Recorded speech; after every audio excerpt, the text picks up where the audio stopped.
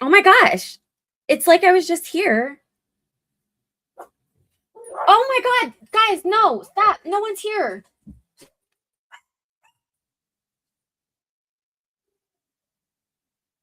My bad. Getting starting off on a really high note. That's Bitsy, my teacup Yorkie. She is the home's security system, but I digress. Welcome.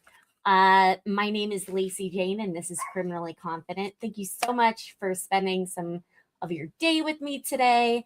Um, I have to remind myself when I do this introduction that I have to very slowly stop smiling because while I do appreciate you being here, the subject matter is really heavy today. And I would be remiss if I um, didn't warn my viewers that today has been difficult and is only expected to get more difficult as the witnesses continue to share their personal experience, what happened during a fateful night in January when a woman who was completely screwed by the American healthcare system, specifically in Massachusetts, tried to seek help for debilitating postpartum depression. She had a beautiful 8-month-old child, as well as a 3-year-old and a 5-year-old. And she had tried so many things. She had spoken to so many people. She had asked for so much help. She had countless amounts of pharmaceuticals thrown at her, which I am not demonizing pharmaceuticals. I am an avid believer of skills and pills. Like, that's my motto in therapy. Like, you do you, boo boo. I I think what happened in Lindsay's case was horribly irresponsible. And it is unfortunately shining an extremely bright light on a problem that's been happening for years and no one's been paying attention. And it took a mom going literally insane. Definition, Webster's, look it up. She went for real insane. She unalived. YouTube doesn't like me using real words. I apologize. She unalived her 3 children and then tried to unalive herself. In that process, she paralyzed herself, and now she is sitting in this trial, listening to the worst moment of anyone's life who knows her life, her husband's life, ex-husband, parents, friends. I mean, there's no doubt this was an event that had ripple effects throughout the family, throughout the friends, throughout the state, throughout the country. In this trial, what we are witnessing right now, I am telling you guys, this is setting precedent. This is going to be case law that is referred to in future trials. This is tragic. Tragic at a degree I've never experienced. And I have seen nothing but love and compassion and maturity and people being vulnerable and talking about their experiences here in this chat. This chat has affirmed that I am doing the right thing showing this. I know there are 400 different creators showing this trial. I feel comfortable doing this with you guys after what I've seen for the last 2 days, and I'm so thankful. Thank you guys. So it's day 2, the afternoon. We're expected to start at 2 p.m. I just saw you guys about an hour and a half ago, and I needed to take a break. And that's something I really want to hammer in on is I hope you know your limit, because this has already been difficult. I don't foresee like us being in the same like depressive I don't think it's going to be this bad next week. I think we are tackling the very, very difficult part first and foremost. And I think it needs to happen. But from what I understand, that entire courtroom was bawling. That entire courtroom was losing it. Lindsay was wheeled away,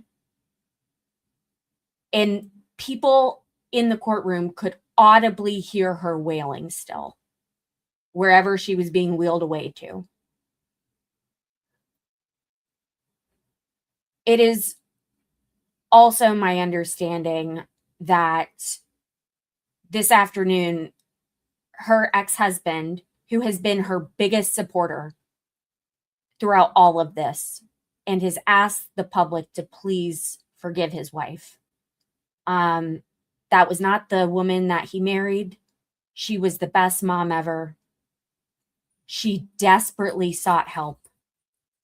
She was turned away. And he's asked for people to be supportive and not attack her, not attack that family. They've been through enough. And as I said yesterday, I genuinely believe each and every day she is living in her own hell. She no longer has her children. She no longer has her freedom. She no longer has the ability to walk. She no longer has a husband. Did I say the husband part? Yeah, I think I did. And or a career. She is spending the rest of her life in some sort of penal purgatory is all I can think of. Like she's in her own hell. But we are here at court to decide whether, and by we, I mean the jurors, to decide whether she spends the rest of her life in an institution specifically made for people who have experienced, who have committed crimes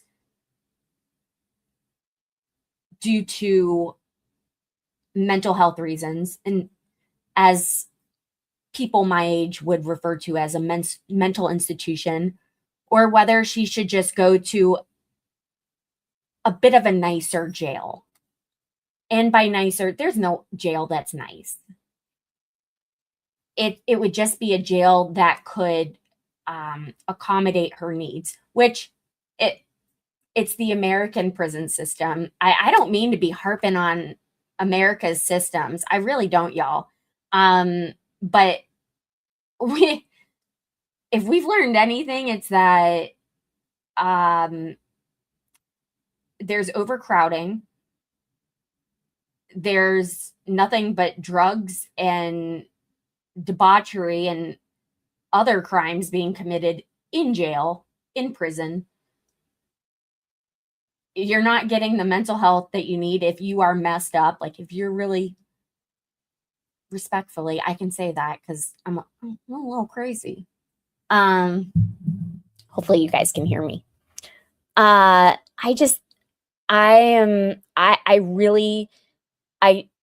can't believe that we're here.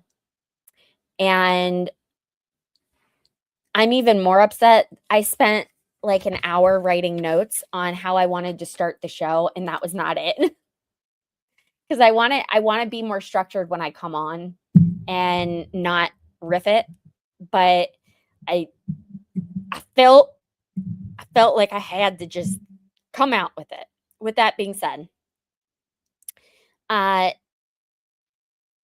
you have the ability to help this channel help other people. How do you do that? If you are on your phone, double tap your screen. That gives this a like. Another way, just as equally as important, engage in the chat. That shows that this is a place where YouTube should recommend other people to come watch the trial.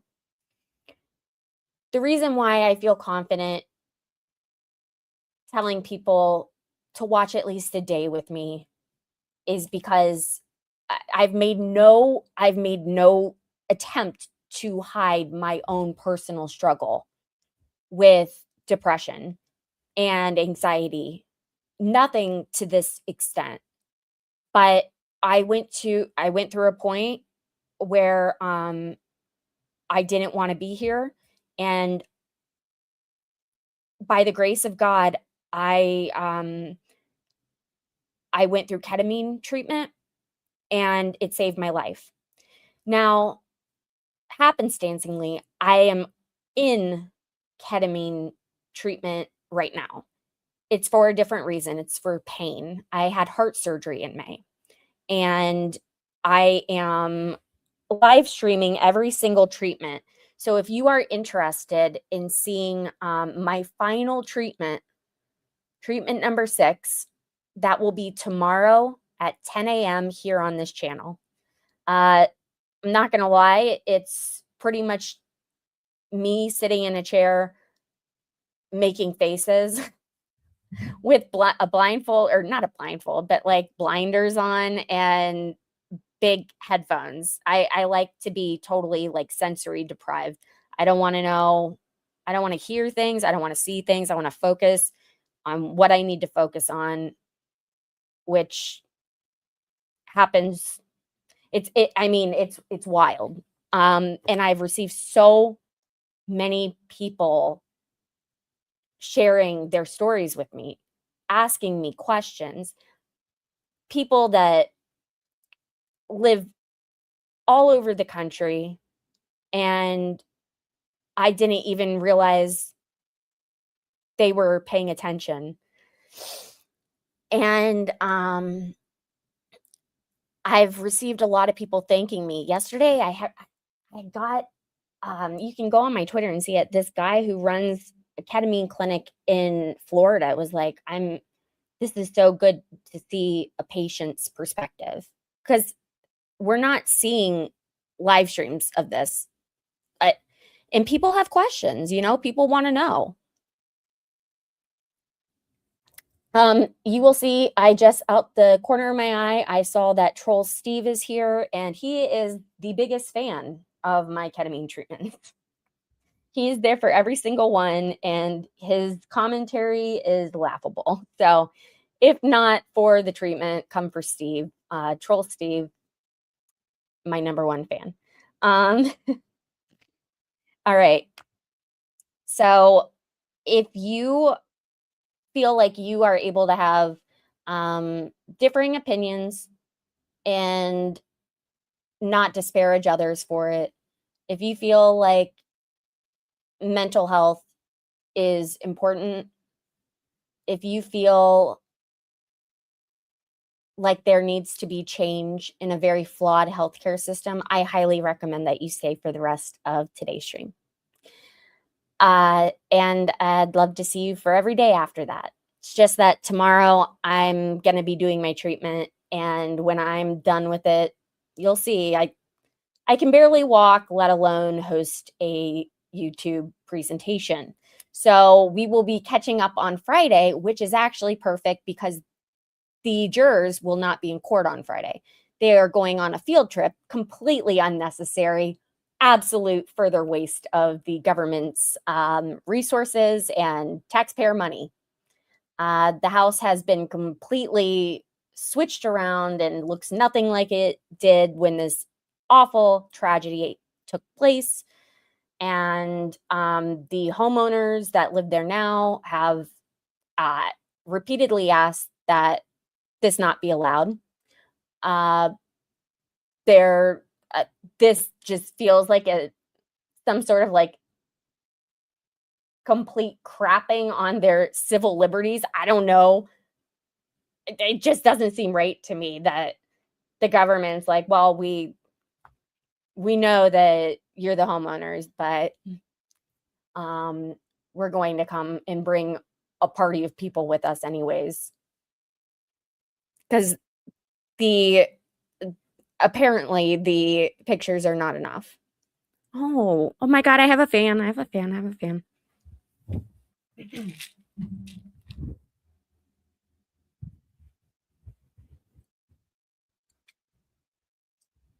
Get out of here. Actually, don't. You can stay. I think I like you. I can use you. You can stay. It's a mole. All right. So, like, those kind of people.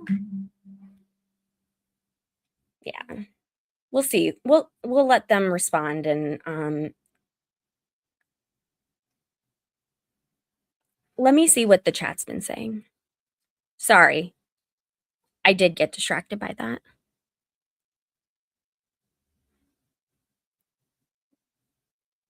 Hi, Willa. Welcome. It's good to see you. It's just been so emotional. It's been gross. Hello. And we will take the laughs and the ironic chuckles when we can get them, because God knows this is going to be a horrible 4 to 6 weeks if it's just all crying and horror.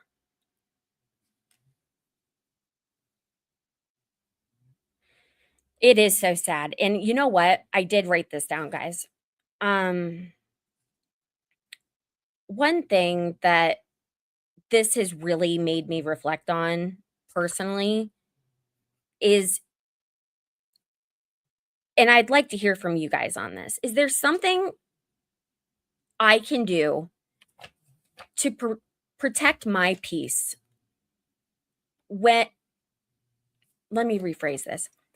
Is there a way that I can protect my peace while providing you with the coverage that I have very avidly explained I intend to do during the House of Horrors trial with the 16 children? Because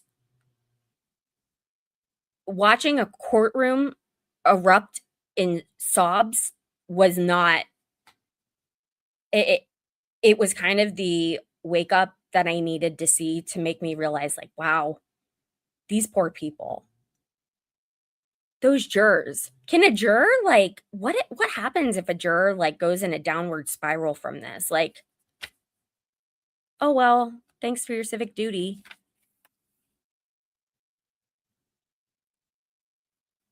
Her doctors are nervous and they're being sued. So,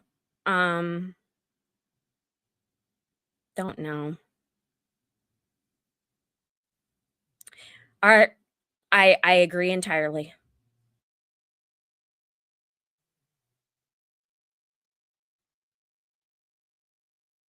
I don't know. What did I say?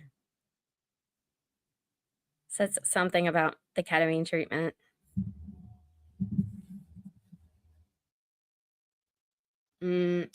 Oh, I tried to watch, but for some reason it messes with me, the addiction part of me. That's good to know. That's really good to know. And you know what's ironic is that ketamine is being used for people with substance abuse issues.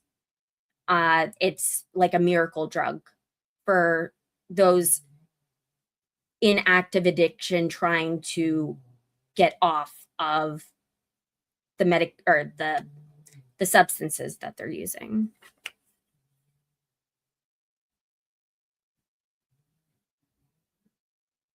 I don't know what you're referring to. Holy Moly, that's so funny. That is so funny.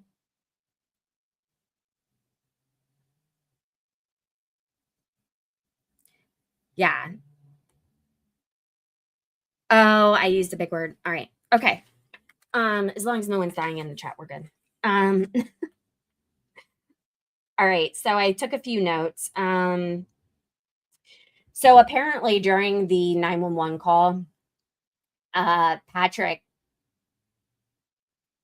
a completely different Patrick, uh, was heard, and the absolute manic um, heartbreak that he exhibited, finding one child deceased and just wailing, and then finding the second child, and then the third. Uh, Even the reporter, the the photographer for Court TV and Law and Crime was sobbing. Like, he said everyone was just like a mess. It was no good. I'm trying to pull up the stream so we don't miss it. Sorry, guys. We still have a while. What are you talking about? What are you talking about?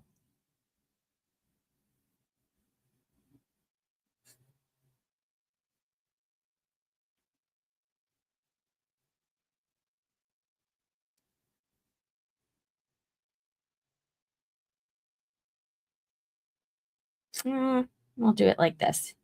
We'll do it like this. Okay, guys. I'm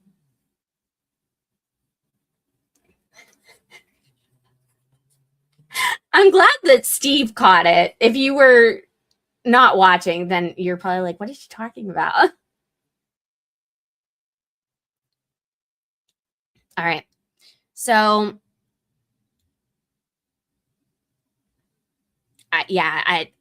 Patrick's expressions and everything that he said on the phone, people even said that, like, Patrick was not even speaking English. Like, he was just in a whole different state, that unless you have experienced the most traumatic event your brain could possibly imagine, we'll never understand. I will never understand.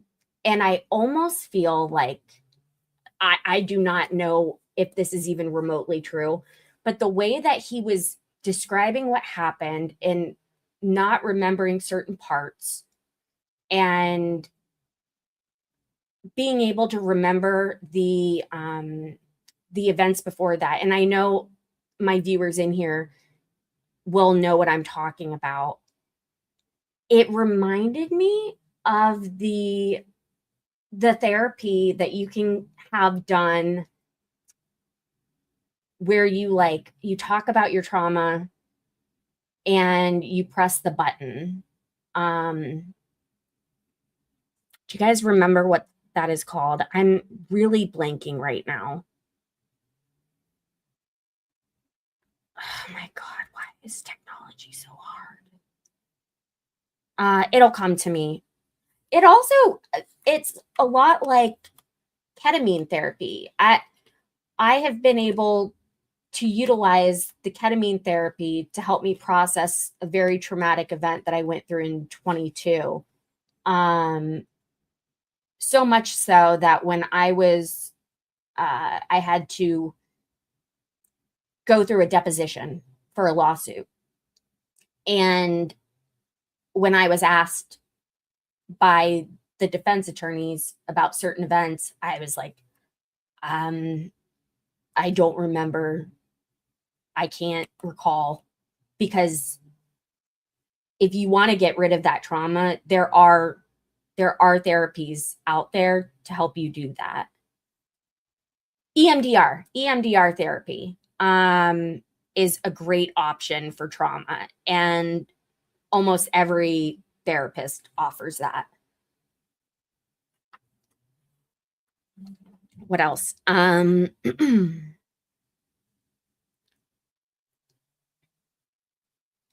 So it was interesting. I heard from one person at Court TV that they didn't think that Patrick would return today. And then Kathy, who's in the courtroom for Court TV and Law and Crime, she said he is. That is the person giving testimony for the remainder of today. So it is Patrick. God bless him. I hope he's okay. What else? If you haven't noticed already, there are two streams going on. We have one that is a horizontal stream. So if like you're on your computer, you're probably watching that stream. But sorry to do this to you guys. My viewers prefer the vertical stream for watching on phones. So if you are wanting to engage in the chat, which I think you should, the chat is life. It's these people sharing their stories. It's been absolutely, during one of the most difficult things I've heard. This is the hardest trial I've ever covered. I'm trying not to get choked up. I do too.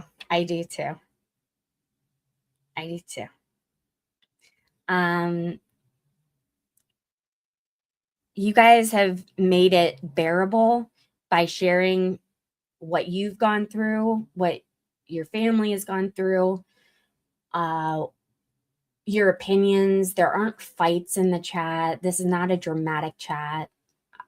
You guys have just been exceptional during a very difficult time. So this guy, I'm so appreciative in more ways than I think I could ever express.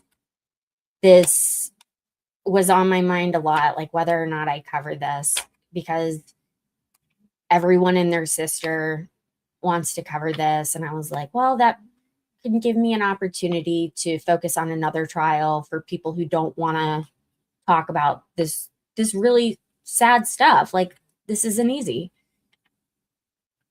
And after day one, I knew that I made the right call, because you guys have just shown me humanity exists during really evil times. But I'm so mad. I'm so mad about it. Like, why did this have to happen?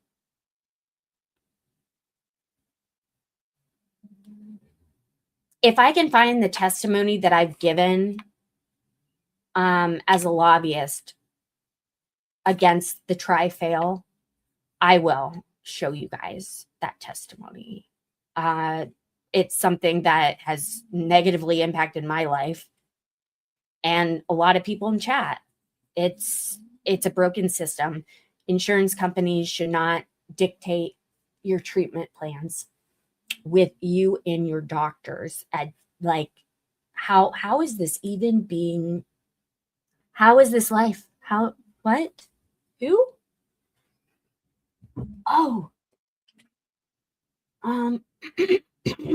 But for real, I wonder if a DA has ever been sued for emotional distress from a juror.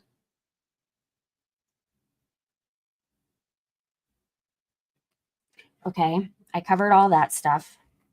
What else?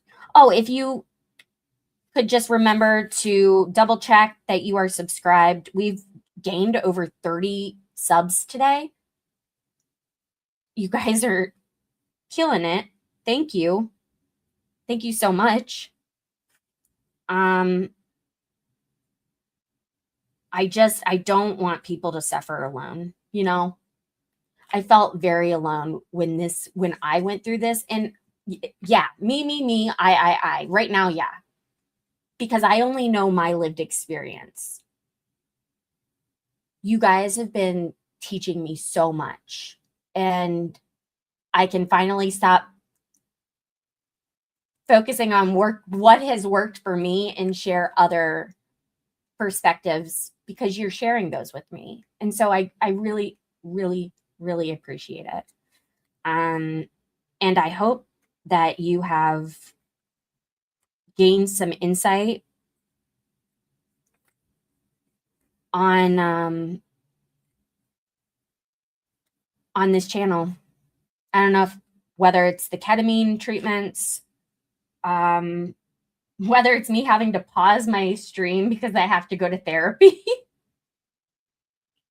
because that happened today, or whether it's just connecting with someone in the chat.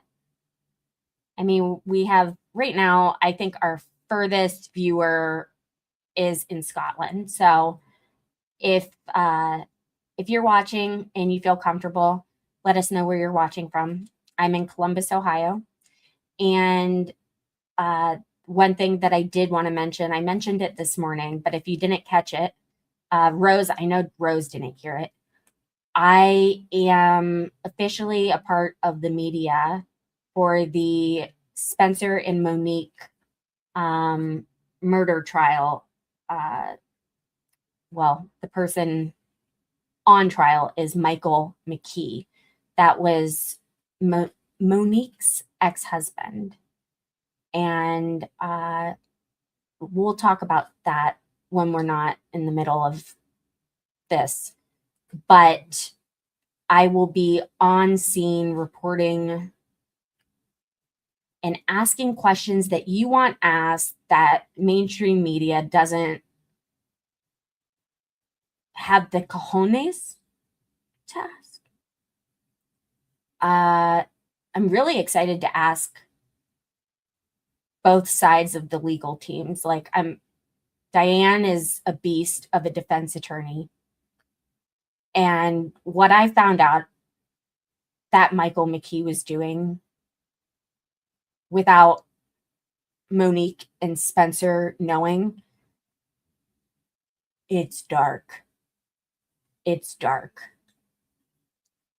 So that has definitely gotten national attention, because he was a dentist and she was married to this guy several years ago and she hadn't heard from him. So it was like bizarre when the public found out that it was her ex-husband. Like, what are you talking about? Spencer and Monique have been married for years. Super weird. Oh my God, look at this fucking loser. Sorry, language. I never curse. That's my husband. He never, ever is in here. Weird. What did I do? Am I in trouble? Lake Charles, Louisiana. You know, I watched a season of 90 Day Fiance, and a guy was from there.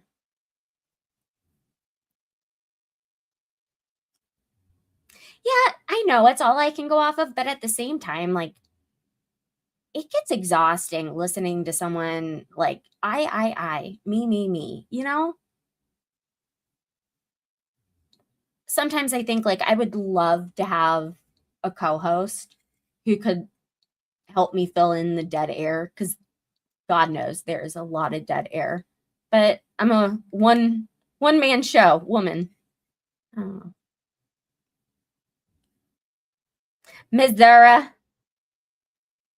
Missouri. You know I have questions. Just go eat KFC, Steve.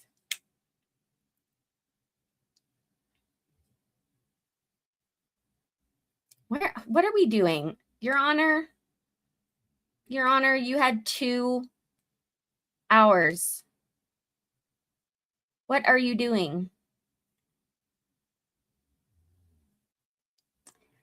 Good afternoon, Angela. For those of you looking at the chat right now, Angela, her name is in green. Why? Because she is a supporter of this channel. She helps drive this channel. So if you are interested in showing your support in a way other than liking, sharing, subscribing, commenting, that's very, very helpful. I'm really trying not to push that while court is going on. I think there's a time and a place for that. So I don't mind if like my mods talk about it, but I'm not trying to get the appearance of making money off of one of the most horrific things that I've ever seen. So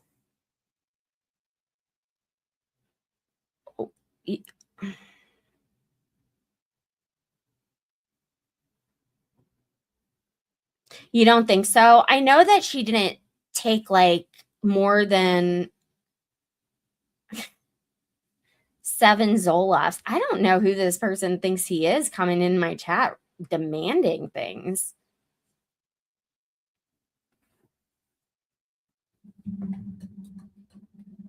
There's the Frenchie.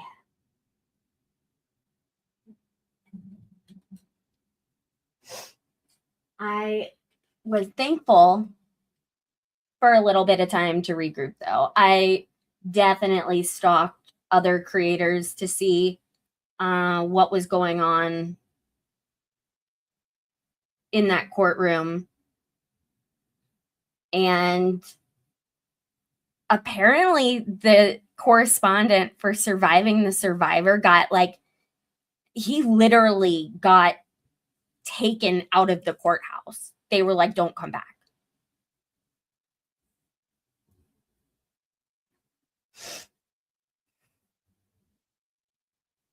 Like and subscribe.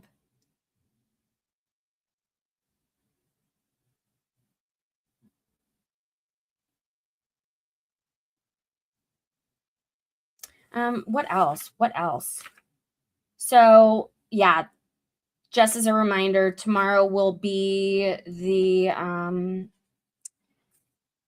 ketamine stream, which will go from like 10 a.m. to 11. No, it'll probably be like 9:30 to 11. And then Friday, we will be catching up because we will have missed one day in court. But as you guys saw yesterday, we were able to zoom through all of the breaks and the lunch, and it was really nice. We didn't have these awkward pauses. Oh my God, look at it. I'm so happy that you were able to come to one of my trial things. Welcome. Thank you for all of your support. I've seen it in the ketamine streams. It's been really nice. You know what, Cray? We've had a lot of people in this chat say the exact same thing. And I've had some people say like, it changed my life. It helped me so much. And then I've had other people say like, it made it worse. I think Sydney, she's also a member. She was talking about how Zoloft like really made things worse. It's bizarre how certain medications will just amplify the issues. Speaking of which, Frank, please go to Walgreens on the way home. I got a text message from them. Thank you. What other questions do you have? We are moving back. And whenever I do that, I always thank Maybe. Thank you, Maybe, for my chair. Watch her show up and be like, you're welcome. She sometimes hides in lurks in the chat.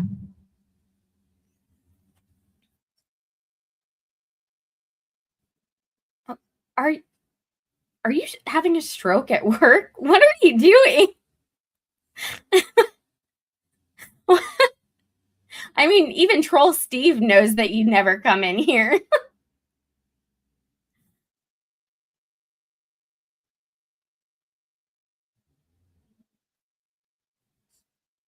That's funny. Okay, I do have, if they aren't going to start this, I was going to wait for a break to show you this, but my Lord. Hold on. Move tabs. Oops.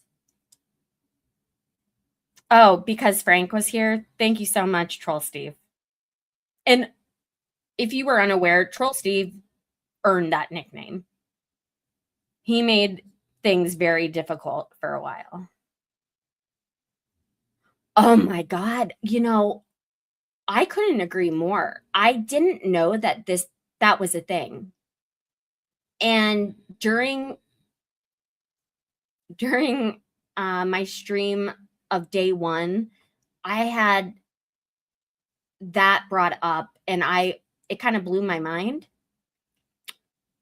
And I didn't know it was like an accessible test.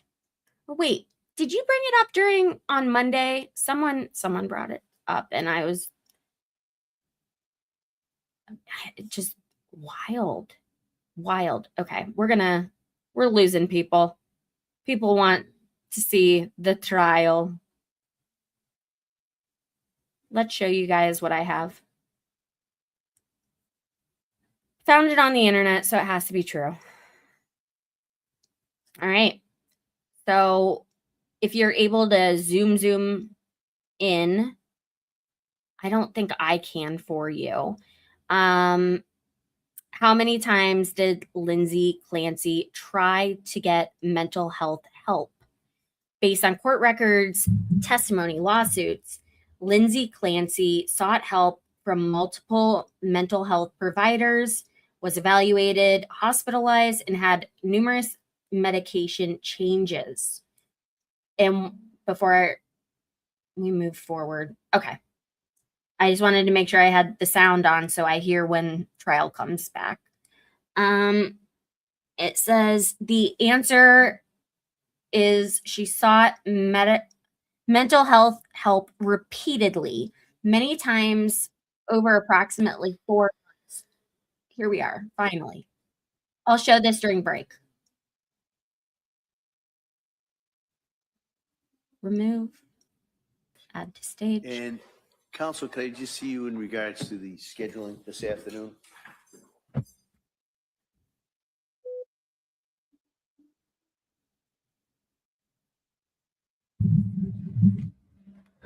Judge, you're killing me. You are literally, I said the K word. Dang it.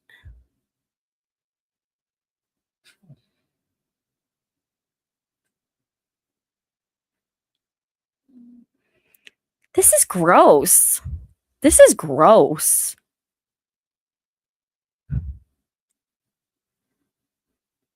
Really?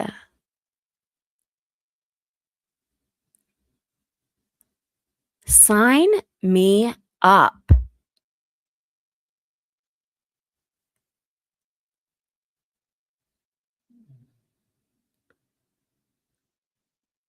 I love that. How do I share your channel? And for those of you who are joining us or leaving us, I don't know, or watching on replay, if you do hear snoring, and it's really bothersome, please let me know. I have a French bulldog. I can move her on the other side of the bed. She's really quite loud. So, I mean, 13, I know you guys aren't looking at the graphic anymore, and we will go over it together, but over 30 prescriptions were written for her, and she tried 13 medications. And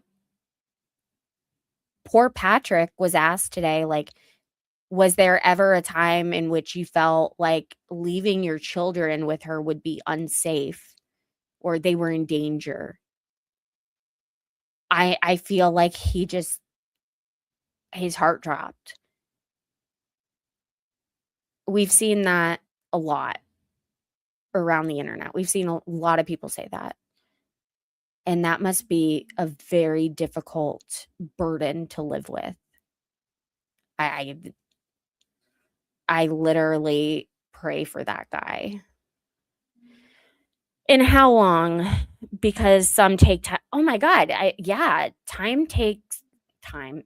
Medication takes time to get used to. Like a lot of meds, especially mental health meds, mine, they said 2 to 3 months you'll see some relief. And I looked at the doctor and was like, that is not, now. I was not okay with that. Oh, thank you so much for bringing it up because I didn't mention this earlier. He divorced her in 2023, and he already has a new wife and a family, but he has remained steadfast in his support of Lindsay. Okay, here we go. Please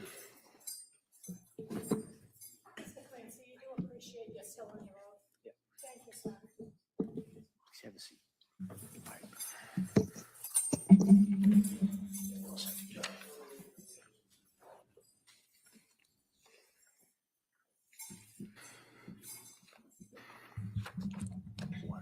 Yeah.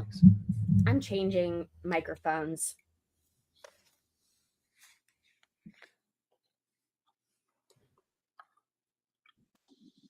Can you guys hear me okay?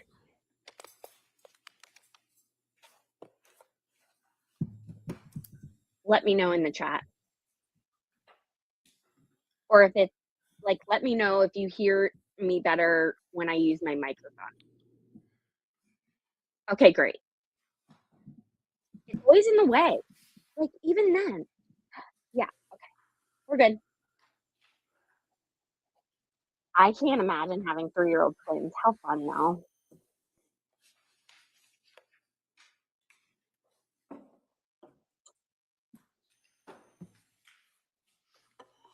You guys are so great. Thank you. Yeah, we had a lot of people in here earlier. Court, all rise. And I Jurors entering.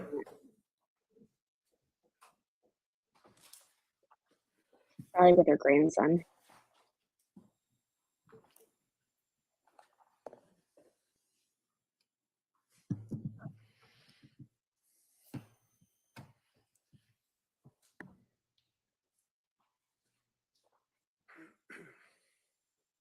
Oh, Rose, look.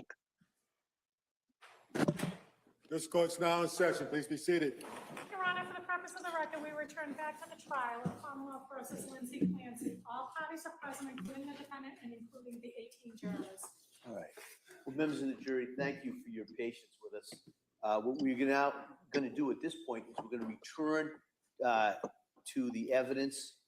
We have witness Patrick Clancy, who testified earlier, is now being recalled, as I said, for the purpose of cross-examination. Okay. All right, counsel. Judge.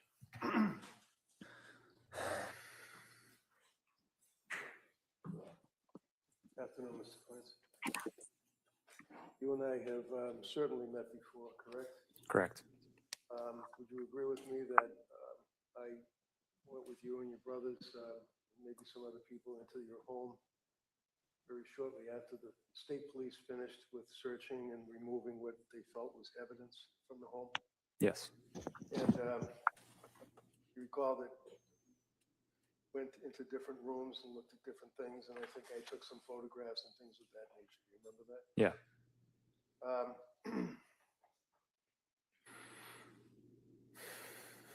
So, if I may, you met Lindsay back when she was in school, or was she working as a nurse?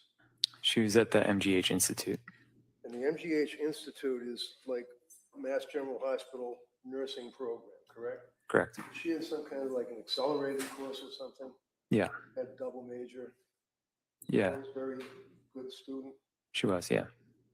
And she, at a relatively young age, got her RN and was a nurse at Mass General, correct? Correct. And at Mass General, she was a, they call it L&D, a labor and delivery nurse, is that it? Yeah. Do you remember how many years she worked in Mass General? I think she started in 2014. Do you remember when she graduated from nursing school? 6 months earlier. And were you guys in a relationship then? Or We were. Yeah. and had you started living together in Southie, or was that before that? Not in Southie. We didn't live together in Southie. We lived together in Quincy. Quincy. Tell us a little bit about, you know, Lindsay, obviously, better than most. How did she like being a nurse? She loved it. I think it was her dream. Would you say that she enjoyed her work and helping people? Definitely. Yeah. So there's been some commentary here from the government about that she was anxious because she had to go back to work, or she didn't want to go to work, she's lazy, or whatever the case may be. Objection. This is sustained, if you could rephrase that. All right, so I'll strike lazy then. That she didn't want to go back to work, but I believe you said in answer to the DA, there was a reason that you could see that she was anxious about going back to work, correct? She didn't want Correct. to leave her baby. Was she anxious about going back to work, to your knowledge, because she just didn't want to work? No. What was the reason? She struggled to be away from our kids at a young age. So when you guys ultimately moved to Duxbury, did you have children then? Yeah. And as the years went by, you obviously had more children. Ultimately, you got 3 children, correct? Yes. You told us about her birth with Cora, and Yeah. Cora, it was a bit of a rough birth. Is that right? Yeah. She didn't have time to get an epidural, and she bled a lot. Do you, in the years that you lived with Lindsay as boyfriend and girlfriend, fiancés, and then ultimately husband and wife, do you recognize her handwriting? I haven't seen it in a long time, but Sub up. so I'm not sure. Okay.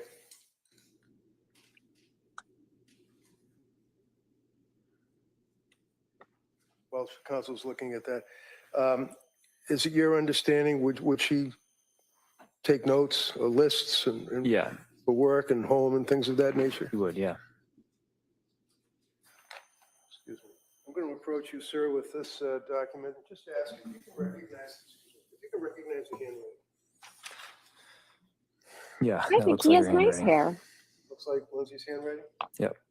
So I'm going to run the mayor after this. Any objection? Yes. All right, if I could see counsel. This is idiotic. I mean, defense went the entire morning and first day with making a total of 1 objection. And that was when Patrick was asked to identify his wife, ex-wife, sorry. And you know, we saw that in the Hawaii case. The doctor that wanted to, or tried, allegedly proven to throw his wife off the side of the mountain in Hawaii. P.S. If you guys do follow predator poachers, they are on their way to Hawaii today.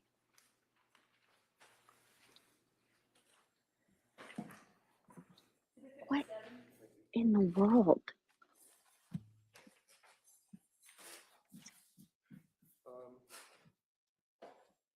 Can you see that, Mr. Clancy? Yeah. Pull it away a little bit. Looking at this, what does it appear to be to you, if you know? Does it appear to be notes of deliveries that she was involved with? Yeah. You see the first one, what's the date, if you could read it? I can't. It says May 11th, 2015. And Well, hello. does that indicate, would that, to your knowledge, be around when she started working as a labor delivery nurse? I thought she started a little early, but I'm not sure. You see the name of the little girl that was born on that date that was her first delivery? Yeah, What's the name? it's Cora. And is that the reason you guys named Cora? It was, yeah.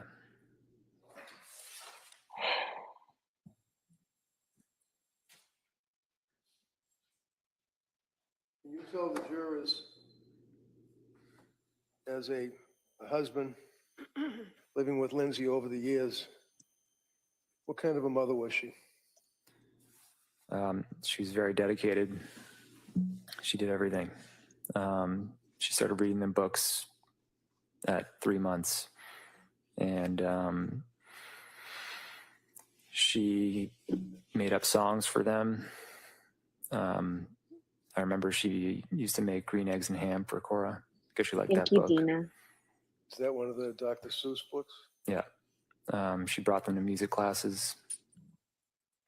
You're quite the musician yourself, isn't that right? I play a few instruments, yeah. You play Wow. guitar. Yep. Guitar. In your home, one of the things that appears to be striking is that almost every room, other than maybe your bed, well, actually a bedroom, but was dedicated to children. Would you agree with that? Yeah. Like you didn't have a fancy dining room, right? We did not, no. What did you have in the dining room? We had the table that I grew up with. How Oh. about stuff on the wall in the different rooms? Did she put things, wall hangings on the walls? Oh, for the kids? okay, There was a Sebastian. lot of art projects, stickers, things like that. And were they hanging from the wall? Yeah.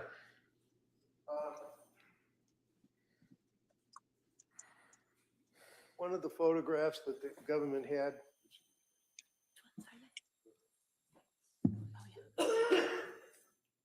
What are we doing? Photograph that, excuse me, you can identify first. Is this photograph a fair and accurate depiction of one of your rooms? Yeah. And what room would that be? That's the playroom. Right off of this room? Any objection? No.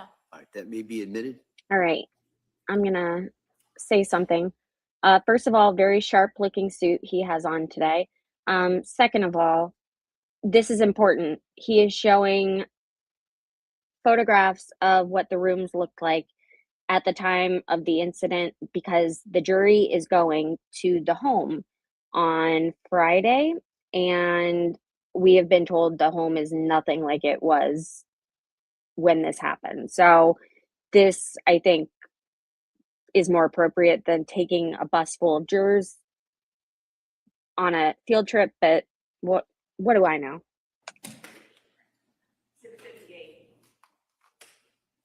Thank you.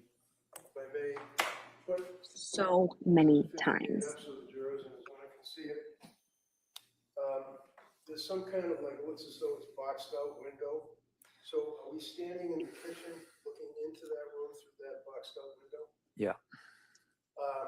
And all those objects, obviously, that are in that room would be kids' toys and things of that nature, right? Right.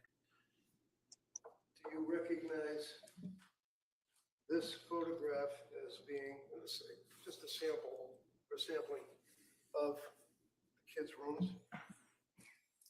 Yeah. You know which room it was? I think it was Dawson's. Okay, right off of this. Any objection? No. All right, that may be admitted. All right, thank you. Actually, Rob, I'm going to text you. I'm going to send this to you. I need Kaylee's phone number as This well. one here has a bunch of stickers. It's got Bruce Lightyear or whatever his name is over to the right. It's got alphabet, A, B, C, D, things of that nature, correct? It's Paw Patrol. Okay. And again, following through on that same theme, you recognize this photograph as well being another portion of that wall? Yeah. And what are those, decals? Yeah, they're just big stickers.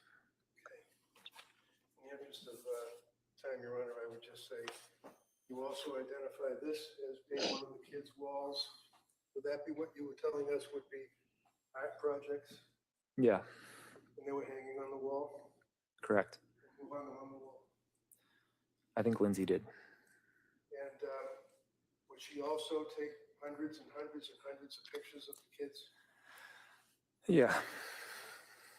Do you recall her putting together a little collage saying newborn, 1 month, 2 months, 3 months, 4 months, and then hanging that on the wall? Yeah, she did it for each kid. Which child was that?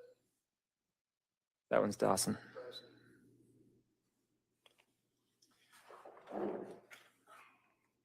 Did you have occasion to see her interact with Dawson as a... Ray, did you wish to? Appreciate it.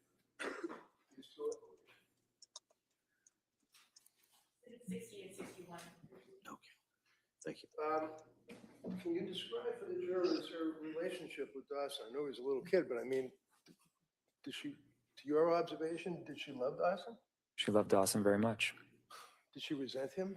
No.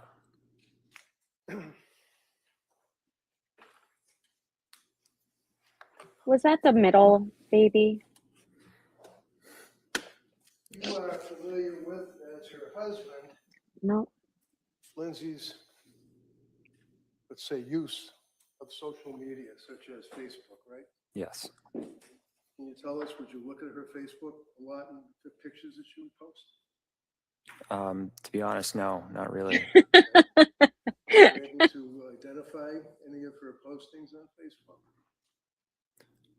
Probably. Yeah, Representative, over the years, or the period of time, I'm going to ask if you can identify this particular Facebook. Your Honor, if we may approach briefly. Sure. okay. All right. Since apparently we're just doing court at sidebar today, I'll go ahead and address this now.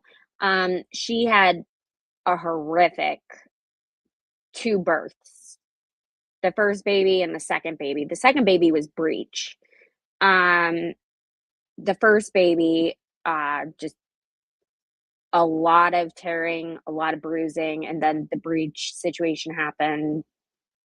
A lot of the same. And then third baby, like smooth sailing. Patrick said that he and Lindsay were all smiles when he came out, and they were just relieved that it went so well. But the first 2, and it was after the second baby that she began to notice the symptoms of postpartum. And after she had the third baby, she would say comments to Patrick like, I really don't want to go back to work. I don't think it's right to be separated from my baby this young. I want to be with him. And he had been saving money, putting money away so that, they could potentially do this. It's just, I mean, I know a lot of women who have put their careers on hold. It does surprise me, but I'm a non-mom, remember, so keep that in mind. It does surprise me when I see someone who's like a doctor and they decide like, I'm going to stop being a doctor. And I'm like, you spent all that money, or a lawyer, to have this degree and this education and this business, and it always surprises me, but never have I seen it negatively impact a family. People who are able to have their moms at home are very blessed. I grew up with a nanny. Hi, Cloud. I grew up with a nanny, and I had a great childhood. My parents were both working nonstop. Yes, she has. Well, I mean, she was in the hospital for a very long time. She went head first out the window. So she created what is called a Jefferson break of like her spine. It's what happened to Superman, Lacey, Jane. I don't know. The whole Frank in the chat thing kind of threw me off today.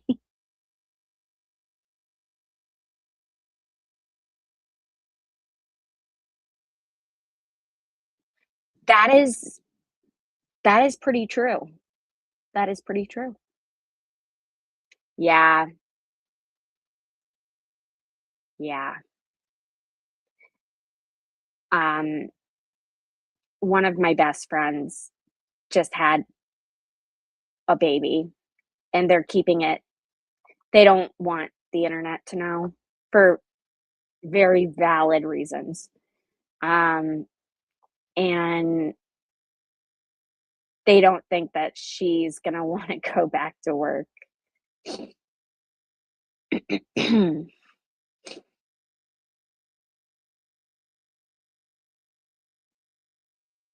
So, yeah, apparently what we heard this morning is that Patrick did speak with Lindsay shortly after this happened. And Lindsay, during the phone call, said, talked about herself and talked about she was under psychosis and she didn't bring up the kids. And people are like, well, why didn't she bring up the kids? I mean, guys, am I the heartless one here? Like, I think they knew what that situation was. That she had unalived those poor babies. Yeah, I wouldn't want to think about it either. Tell me if I'm the monster here, though. Please don't call me a monster. I've done such a good job telling you guys to talk like adults and not be the drama.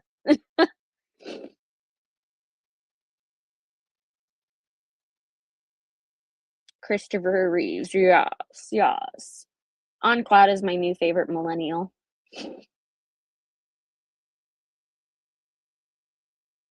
And they had a nanny that was like working out perfectly for them. I'm gonna give my own crappy opinion before I let Mr. Reddington continue. I personally think that the nanny was working out and Patrick wanted to save money and was like, well, if you're going to be home, we're going to get rid of the nanny. And the nanny was doing like laundry and meal prep and babysitting. And I don't think that was the right move, seeing how much turmoil Lindsay was going through. Why make the environment more unstable, right?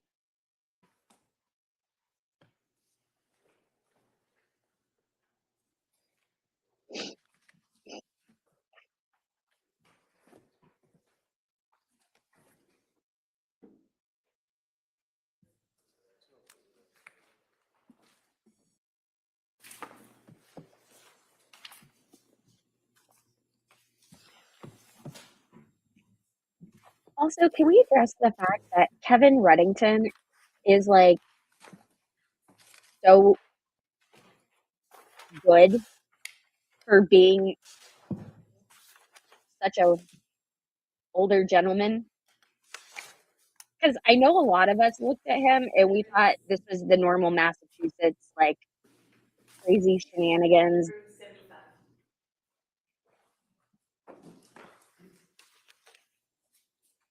Mr. Clancy, and if I ask a question and it's difficult, or if you need a break, I'm sure that, Ms. knows I will certainly give you a break. Yep.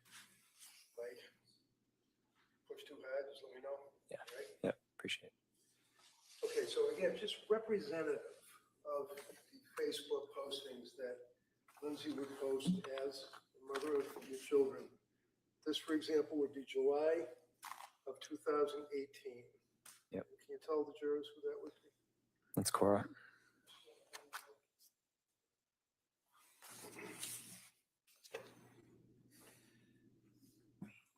Moving forward, say June of 2021. Can you tell us who that? That's Cora and Dawson.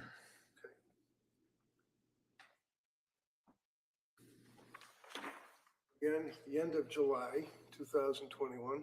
Oh, look at Cora. That's with Cora and Dawson.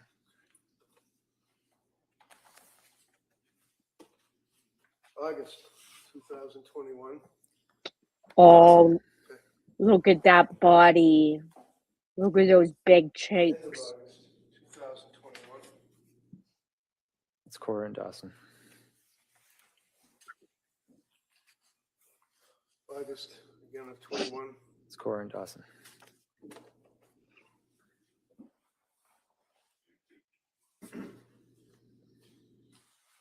Number 1 of 21. It's Cora and Dawson. Is that first day of preschool? Yeah.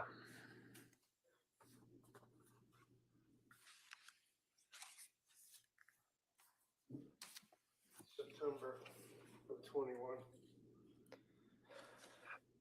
That's Lindsay and Cora. And was that some kind of like a family fun day, if you recall, where there was like lots of things for kids to get in? Yeah.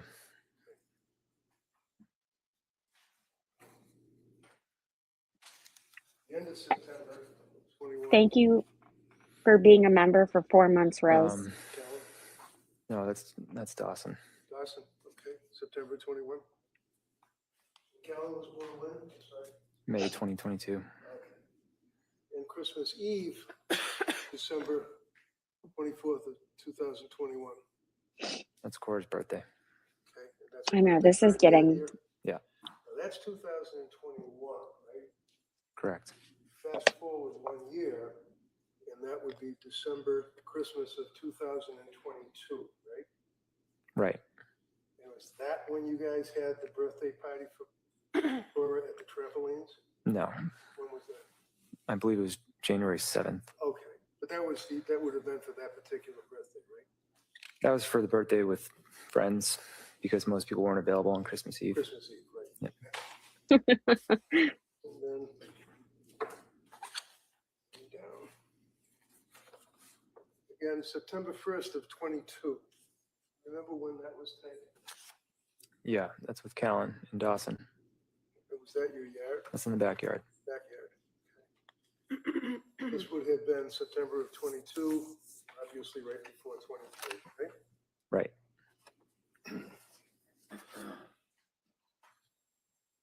And again, for this one here, July of 22, can you tell the jurors, you guys had a pretty good summer that year? It was a good summer. Yeah, that was on Cape Cod. This picture was on Cape Cod. Yep.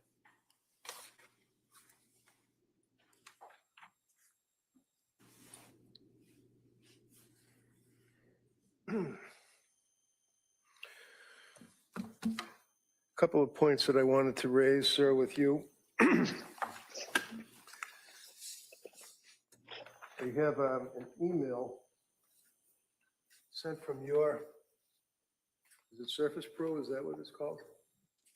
That was my laptop. Yeah.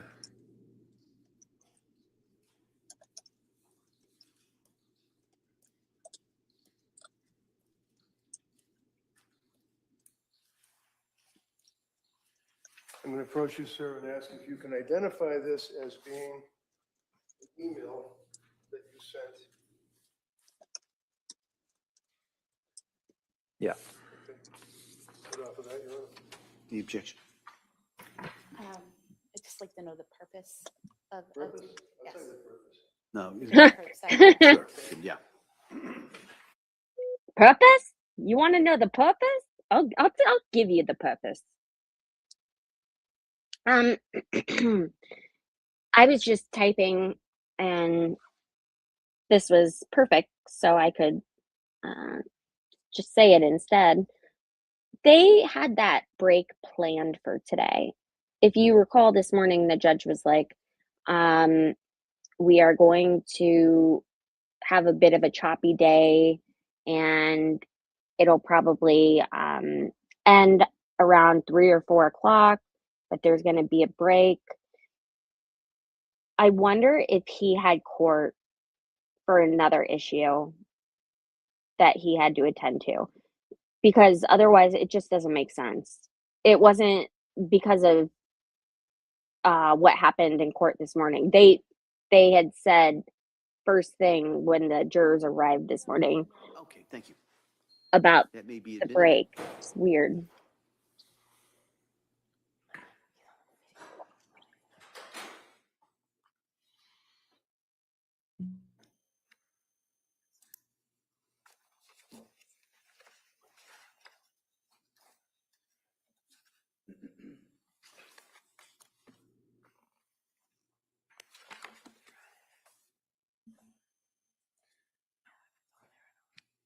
Well, He wasn't wearing before we move glasses on, before. Let me just move on to something else. Do you recall yesterday the district attorney was asking you a question or stated to you that on December 2nd of 2022, that you and your wife went to a fancy hotel in Boston and she had a massage and you both had a big dinner? Do you recall her asking you that question? Yeah. And in fact, would you agree, sir, that you did not, in fact, go to a fancy hotel on December 2nd of 22, being a Saturday night before your anniversary, the 3rd? You stayed at home, didn't you? We did. We stayed at home.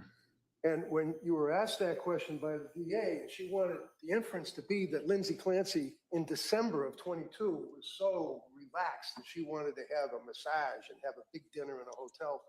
In fact, she was in her bed, in her bedroom that night, wasn't she? Objection. Sustained. If you could rephrase that. I'm approaching you with what appears to be from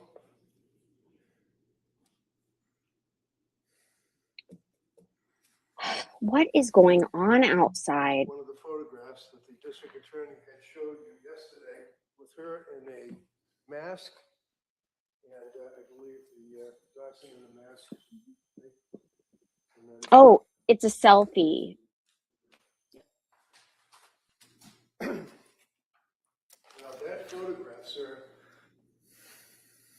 was actually preserved, if you will, on the Laptop Pro computer. Is that right?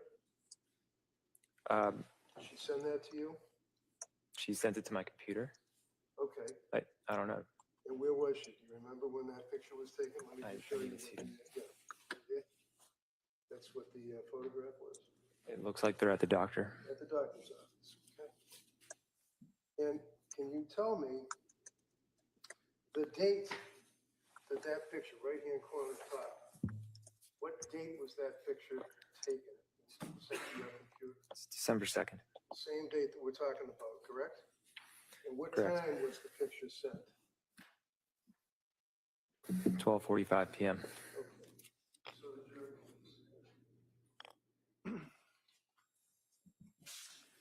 So when you're dealing with these things on the computers, it's a little hard sometimes Had. to understand what they're depicting, and I'm having a hard time moving it. There it is. All right. Right there, you see that there? That's the date that we're talking about, right? Right. Just to clarify, though, it looks like that was on an iPhone. Oh, I'm sorry, iPhone. Okay, it was sent to you though. Correct. And it was on December 2nd, the date that the DA was suggesting you were in Boston having massages and dinner, right? Objection, that was December 3rd. Oh my God, shut up. It was Wow. the jury's memory thing. If you can answer that. Do you recall, sir, that she also had sent you the same day, or taken a picture of what appears to be Cora's Christmas list, wish list? Oh, Yeah. a unicorn wallet. And if you look at the record on that, that was sent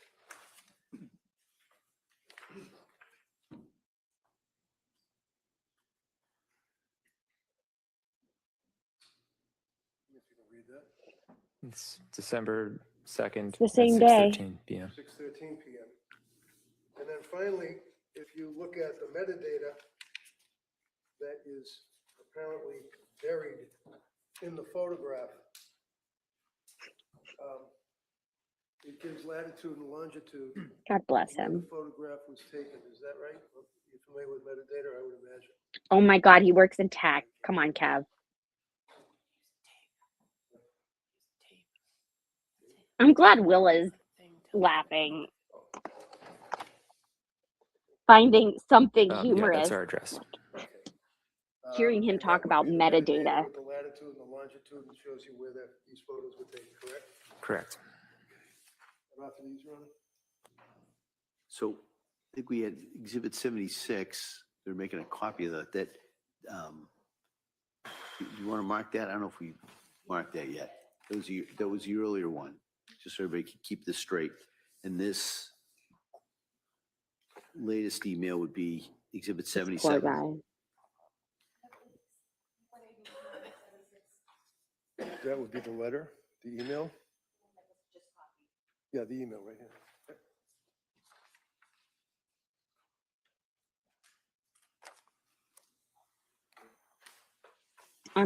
You know what?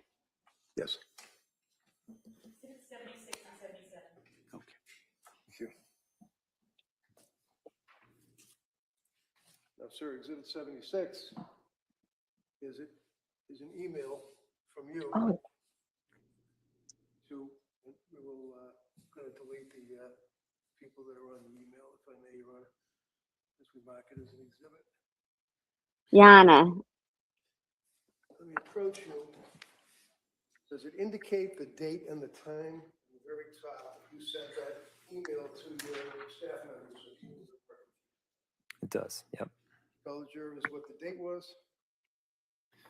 It's January 24th at 5:24. And that was sent from your Surface Pro? I don't know, actually. It could have been sent from my iPhone. That would be Exhibit 76.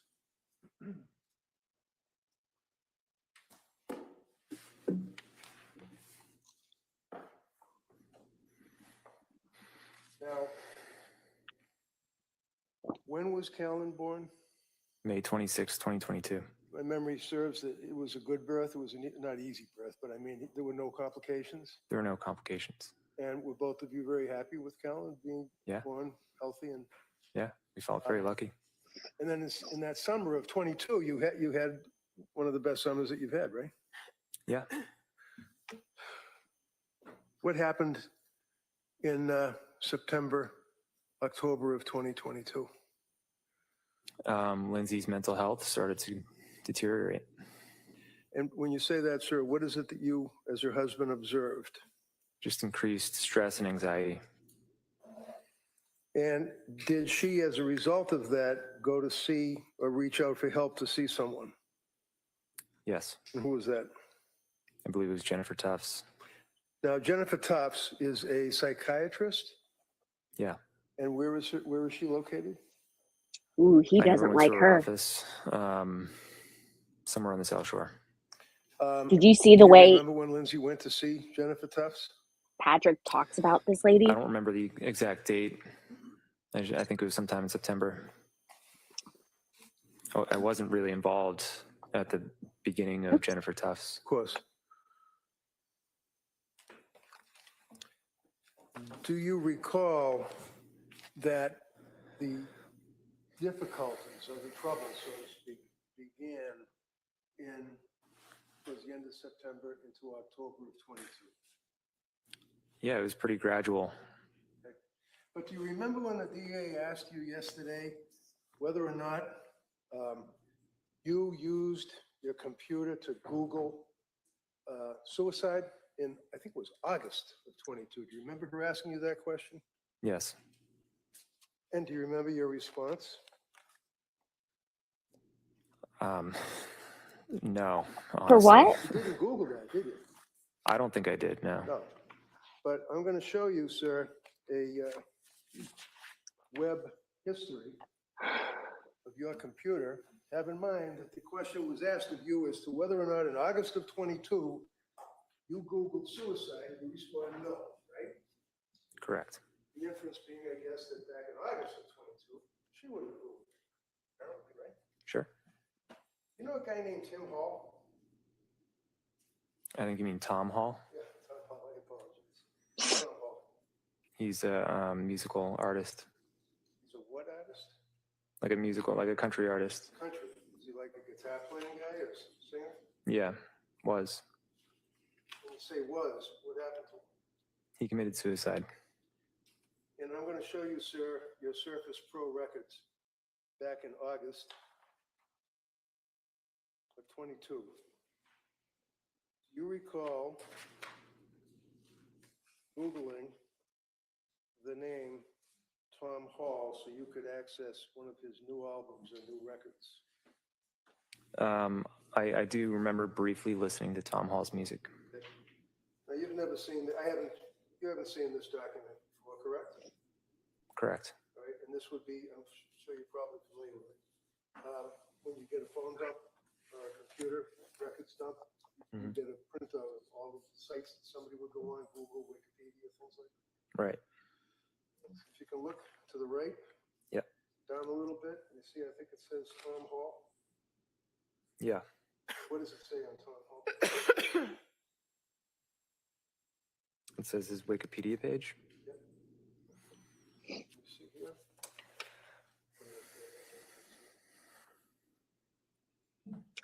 Tom Hall is about to be So- trending on Twitter.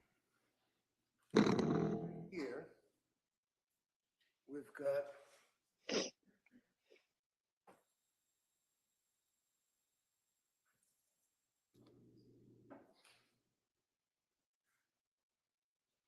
so that shows you when somebody Googles, and then it goes Wikipedia.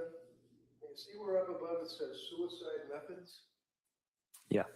Now, you didn't, as you said to the DA, you didn't Google suicide methods, right? I didn't Google suicide methods now. But in fact, sir, when you Googled Tom Hall, it took you to the Wikipedia page and it said that he died, right? He did, yeah. And then you clicked on the Wikipedia page and it went into a hyperlink. You know what a hyperlink is? I imagine you Yeah. do. Hyperlink. Yeah. What is a hyperlink? Just so I know. So like in Wikipedia, it would be a word that's highlighted in blue and it goes to a website. So if I suggest to you, sir, that as you move down on your searches that afternoon, that you were looking at Tom Hall, that it brought you to ways to commit suicide, Tom Hall, Google search again, Tom Hall, all on that date at the same time. And you were just looking to see about the guy because he killed himself, right? Yeah, I think so. Yeah. Got off of this. Any objection? Can I just see the packet? Again, Your Honor, I got that discovery from the DA, so it's. Well, it's an email from his We'll just expert, not us. just take a look at it and we'll kind of go from there. Hold on a second. I love this judge. He's like, no nonsense in my courtroom, counselors.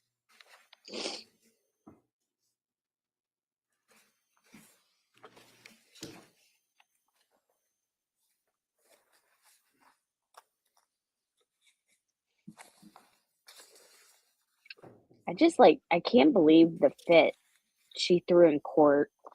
Well, she's last looking at that. I just asked her, what is a URL? What does that mean? Hold on a second. Just, Right. wait till she gets a chance to finish.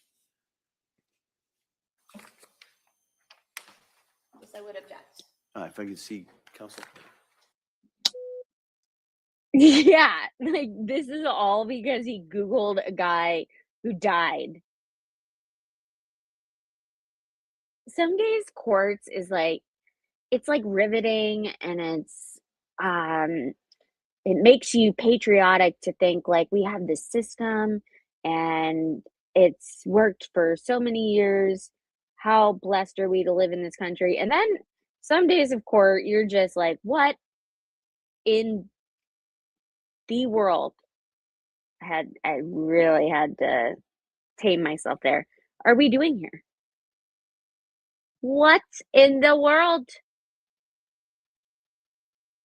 This is egregious. This man Googled a deceased musician, and we are going to this length to prove that it wasn't Lindsay. I mean, yeah, this is reaching if I've ever seen one.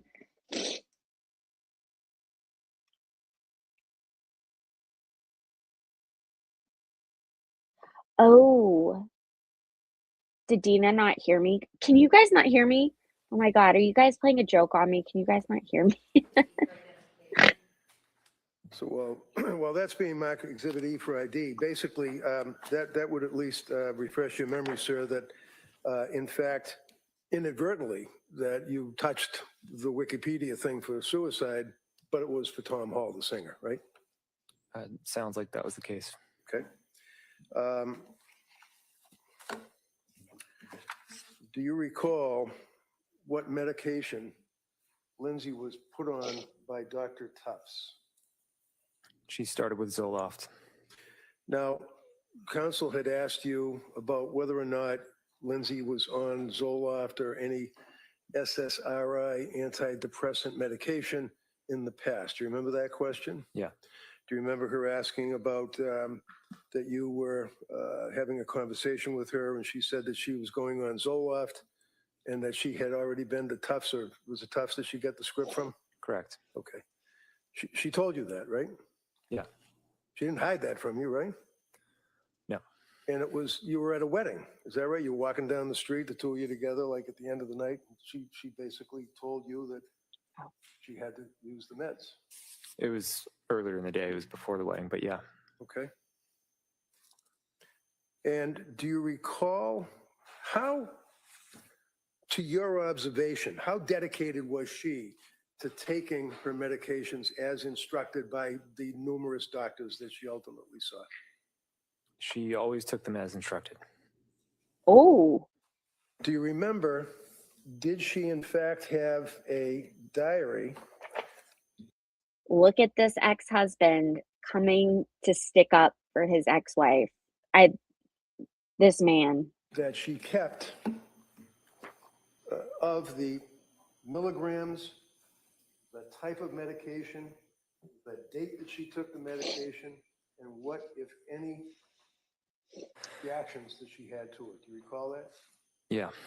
And do you remember where that was kept? Did she keep it in any particular place? I think she kept it in the kitchen. In the kitchen. So I'm going to show you a photograph that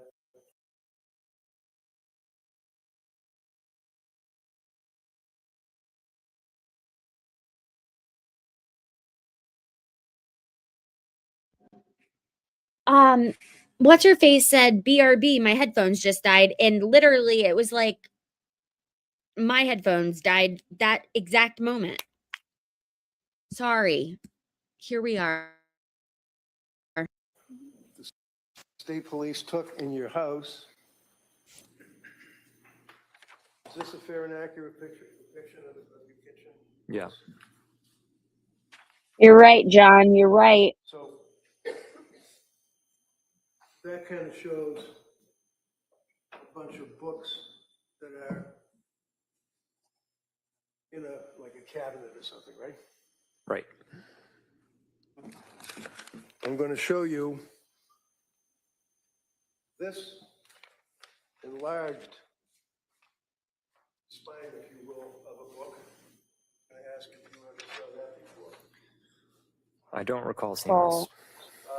Would you agree, sir, that this book is in fact the same book, the same coloring that was in the bunch of books in your kitchen? Yeah.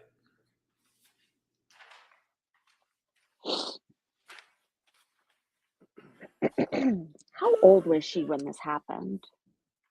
And on this book, you see what the caption of the book is.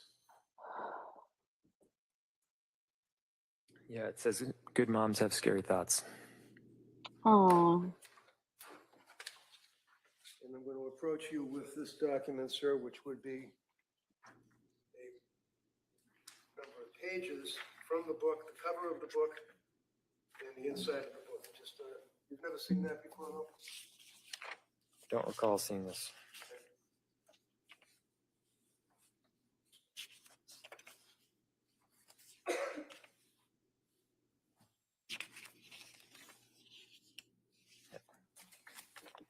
So with that understanding, Your Honor, I will not offer this at this time. Hold on, Counsel Como, if you could, Mr. Reddick, if you could show It's not. what it is that you. I'm sorry, you said you're not offering it? Well, I don't know what the foundation is. That's- Okay. All right. Any objection? No. Okay, So can I put it in? yes, that's Oh, fine. okay, great, thank you. No objection to him not offering it. All right. If Oh, I I'm could just lost. look at it, there, Yeah, there may Well, not. why don't we do this? Why doesn't everybody come over here with that, and we can kind of figure out where we go?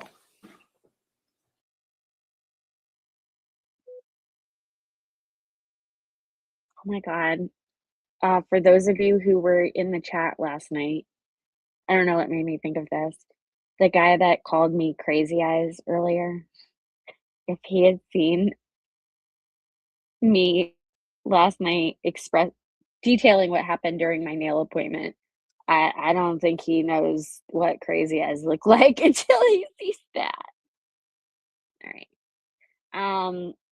Yeah, I just said this. And I really do feel this way. I think he needed to do what was most healthy for him, and in this case, what was most healthy was moving on with his life, um, starting a new family. I would offer the book, Your Honor, well, copy of the book. No objection. Okay, that may be admitted. You can still love someone without being in love with them.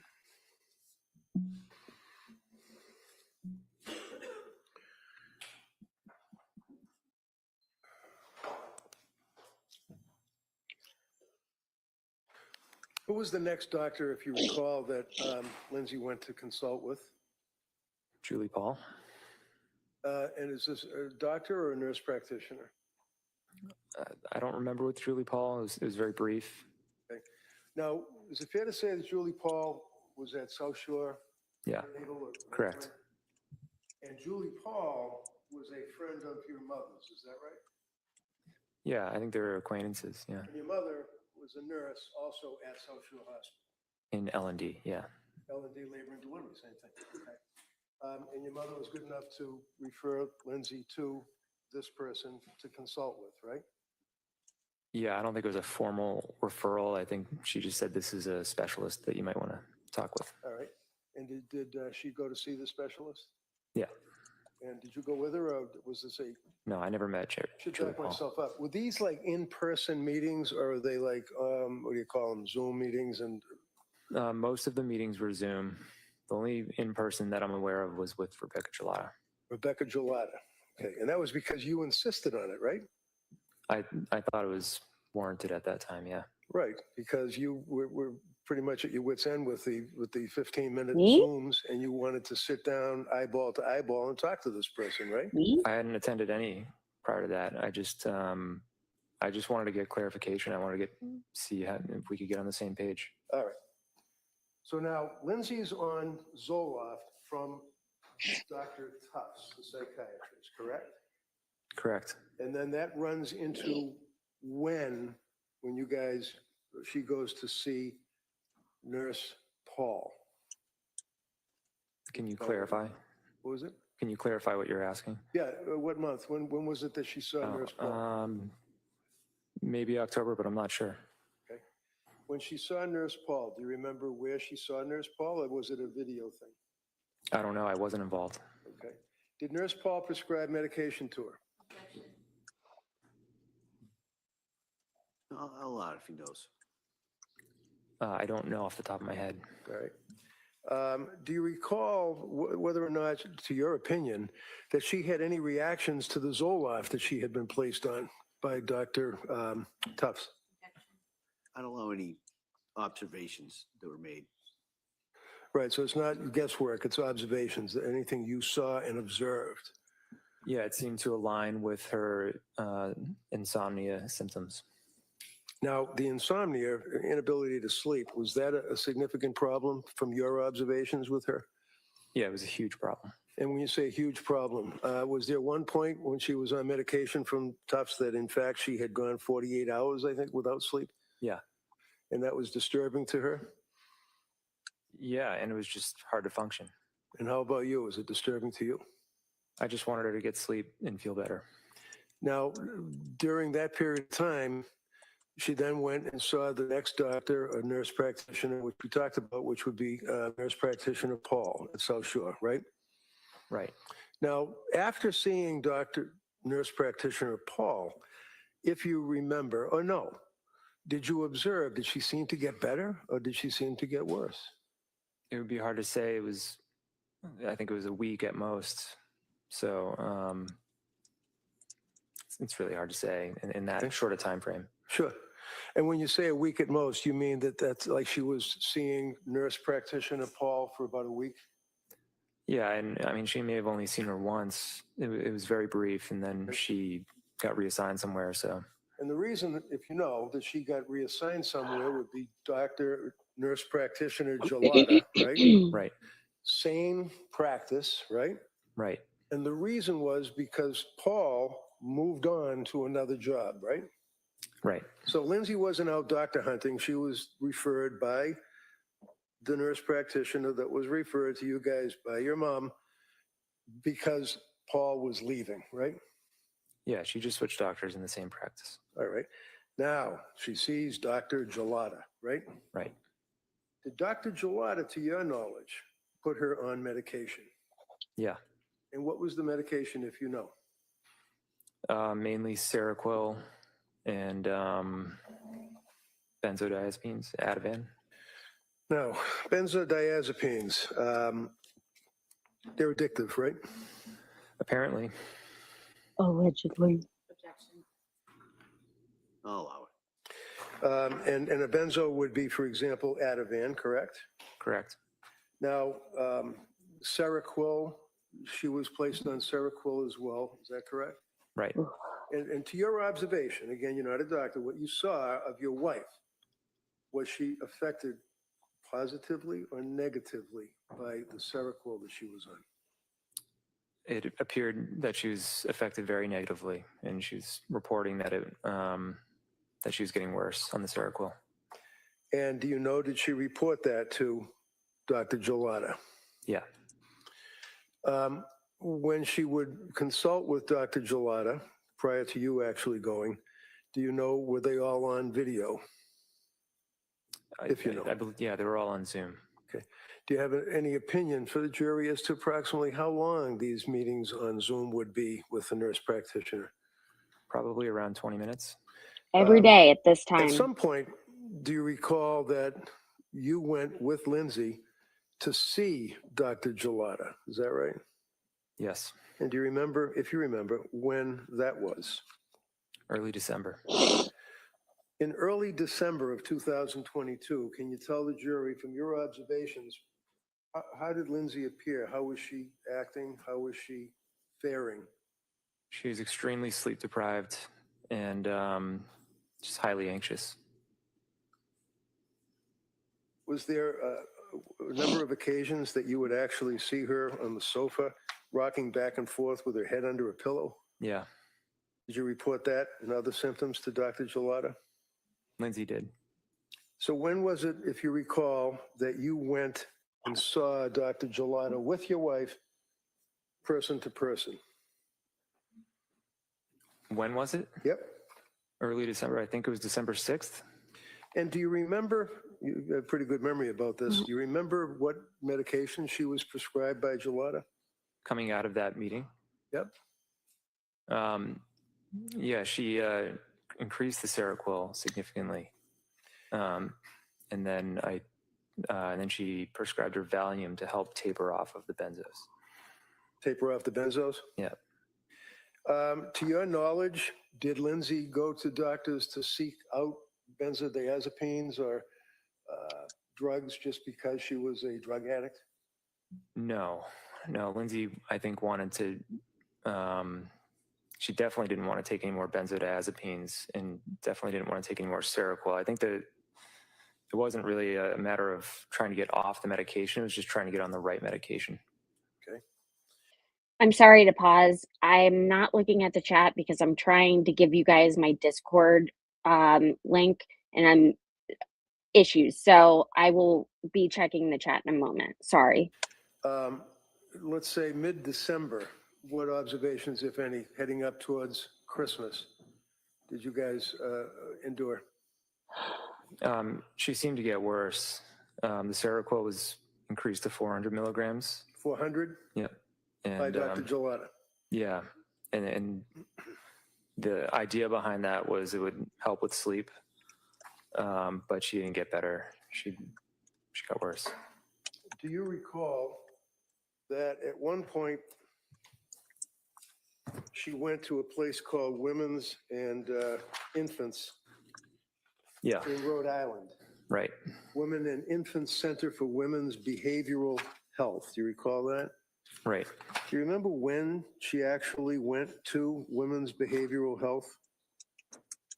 Sometime in mid-December. I don't know the exact date. All right. So if I suggest to you, sir, that I have certified copies of the Women and Infants medical records indicating that on December 20th of 2022, that was the day that you dropped her off at Women. Does that refresh your memory? Yeah. Your Honor, I'd like to offer the certified copies of the Women and Infants hospital records. I would object, we don't have a copy of those. All right. You don't have these? Could I see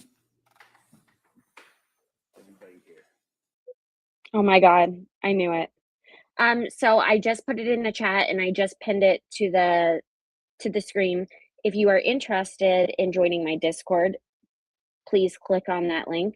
And just so you guys know, if you are a paid member of this channel, you get access to a members only server within my Discord. You also get all of your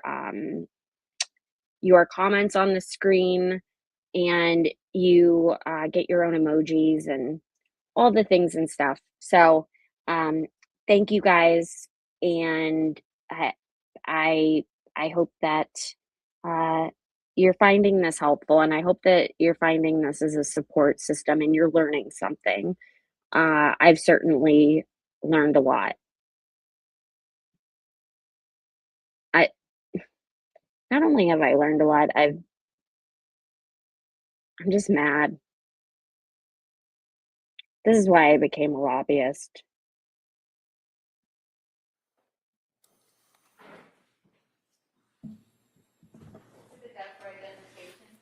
So, Mr. Clancy, do you remember that day, December 20th of 2022, that she Yeah. went to that place? How did she get there? I drove her. And do you remember dropping her off? Yeah. Do you remember what her state of mind was to go there? Was she scared? Was she happy? Was she? I think she was scared. Do you remember what you did that day? I took Dawson skiing. And where did you go skiing? Wachusett. At some point in the afternoon, did you receive a phone call? Yeah. Was it from Lindsay? Yeah. And as a result of the phone call, what did you do? She said that you need to come pick me up, and the doctors here want to talk to you. Have you come in and talk for a I'll bit? fix it. Okay. Did you go and talk to him? Yeah. Do you remember who you talked to? I don't remember their names. Do you remember the conversation? Did you describe or indicate what her symptoms were at that point in December 20th of 2022? Yeah, the conversation was they didn't. Objection. Yes. All right. Sustained at this time. Did the people at Women's and Infants Facility in Rhode Island prescribe any medication to your knowledge? I don't think so. They provide any counseling or anything? I think they tried to, but they felt that it wasn't the right fit for Lindsay. Do you recall that in fact it was because of the drugs, they weren't sure what symptomology would be because of the drugs? Objection. Sustained. Do you recall whether or not the people at Women and Infants in Rhode Island reached out to Dr. Gelada? I don't think so. If he knows. I don't think they did, no. And was it one day or half a day that she went to Women and Infants in Rhode Island? It was a half a day. Half a day. So after you pick her up, and you bring her home, it's now you and the kids and Lindsay, and it's days before Christmas, right? Yeah, and her parents were there. Why were her parents there? They were visiting, trying to help out, and I took Dawson to watch. So they stayed home with Cora and Kellen. Now, That's good to know. during that time frame in December Sorry.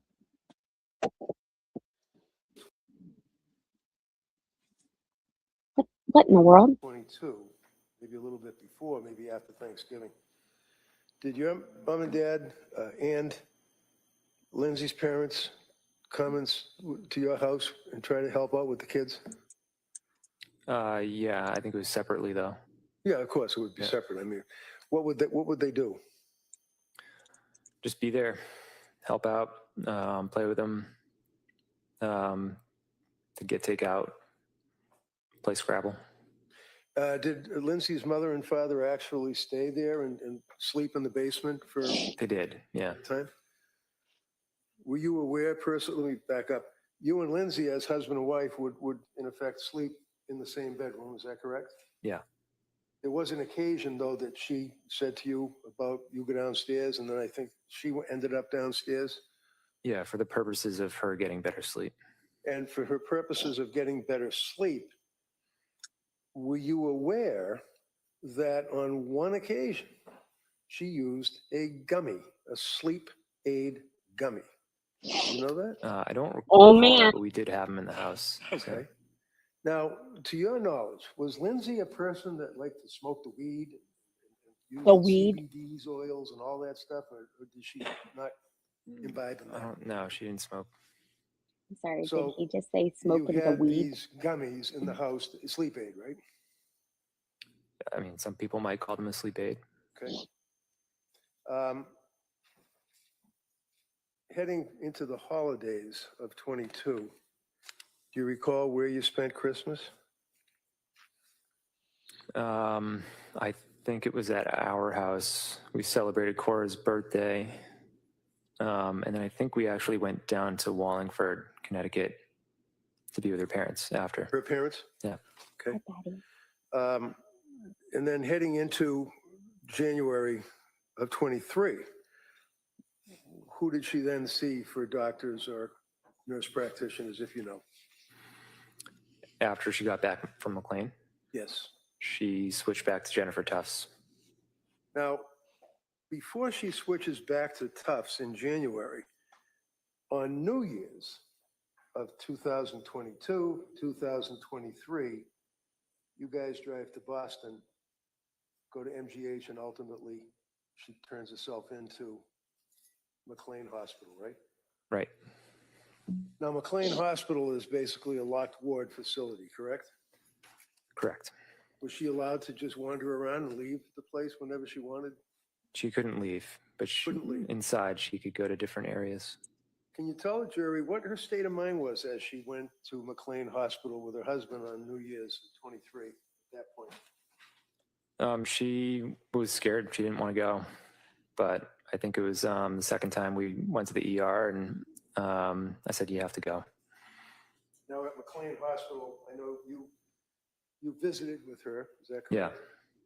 Yeah. District Attorney asked you yesterday about the excellent care that she was provided with all these counselors and therapists, and you indicated that it was your understanding that she was playing with clay and coloring, right? Right. Can you describe for the jury what McLean was like to you as a husband visiting his wife? In other words, were there doctors, were there nurses, were there people in the hallways? What I saw was it looked like mainly nurses. It was the tail end of COVID, so they're mostly behind this plastic covered area. And it could have been just the time of day that I visited, but people were hanging around, watching TV, playing with clay. Yes, they are, Do Matthew. you know whether or not she saw a doctor psychiatrist ultimately from McLean Hospital? I was not aware of that. The only one I was aware of it was the doctor on the second to last or final day. And what was that, Dr. Goodhart? Yeah, And did you speak to Dr. Goodhart? I ended up calling her. Let's call I wanted to see what her evaluation was, so I gave her a call and we spoke, and she said, you know, she's clearly depressed. Sustained. Okay. hearsay. So you spoke to Dr. Goodhart. Yeah. Did Dr. Goodhart, to your knowledge, prescribe any medication?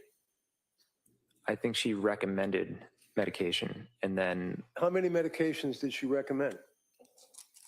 I don't know if she recommended multiple. I want to say it was Cymbalta, but she said, you know, check with your doctor and make a decision. So when Lindsay left, it was because she wanted to leave one day early because of Cora's birthday. Is that right?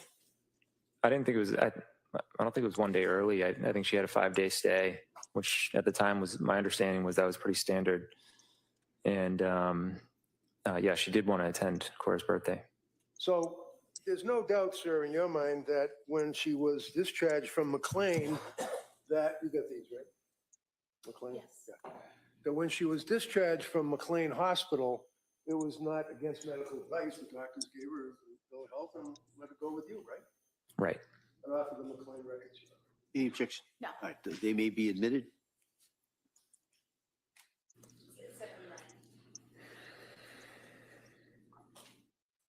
Now, you know when you go to the hospital and you get out of the hospital, they give you a bag and you've got medications and a little card and says, thank you for being here, stuff like that. Did you guys get anything from McLean at all? I don't think so. Did you get any recommendations other than the doctor suggesting that you might want to try Cymbalta? Did they give you a script? I don't think so. You know what Cymbalta was? No. You remember Dr. Goodhart telling Lindsay to Google it? I'm so allergic to it. I think that's accurate. Yeah. In fact, she Googled hundreds of times. Yeah. Medication, right? Yeah. So when you guys go home, and now it's January, obviously, you had the party for Cora, correct? Yeah. You guys had friends over, or friends that you guys knew? Friends came to the party, which was at a place in Plymouth. Would you agree with me that Lindsay had a number of friends from actually grammar school through high school through college that she stayed in touch with over the years? Yeah. And you as well? Yep. And they're good friends, like you still would see them and you guys would do dinner and things of that nature, right? Yeah. Actually, one of your friends, I think it was one of your friends, it might have been one of her friends, actually named her in January or around that time frame to be godmother or take care of their child if anything bad happened to them and they were dead, right?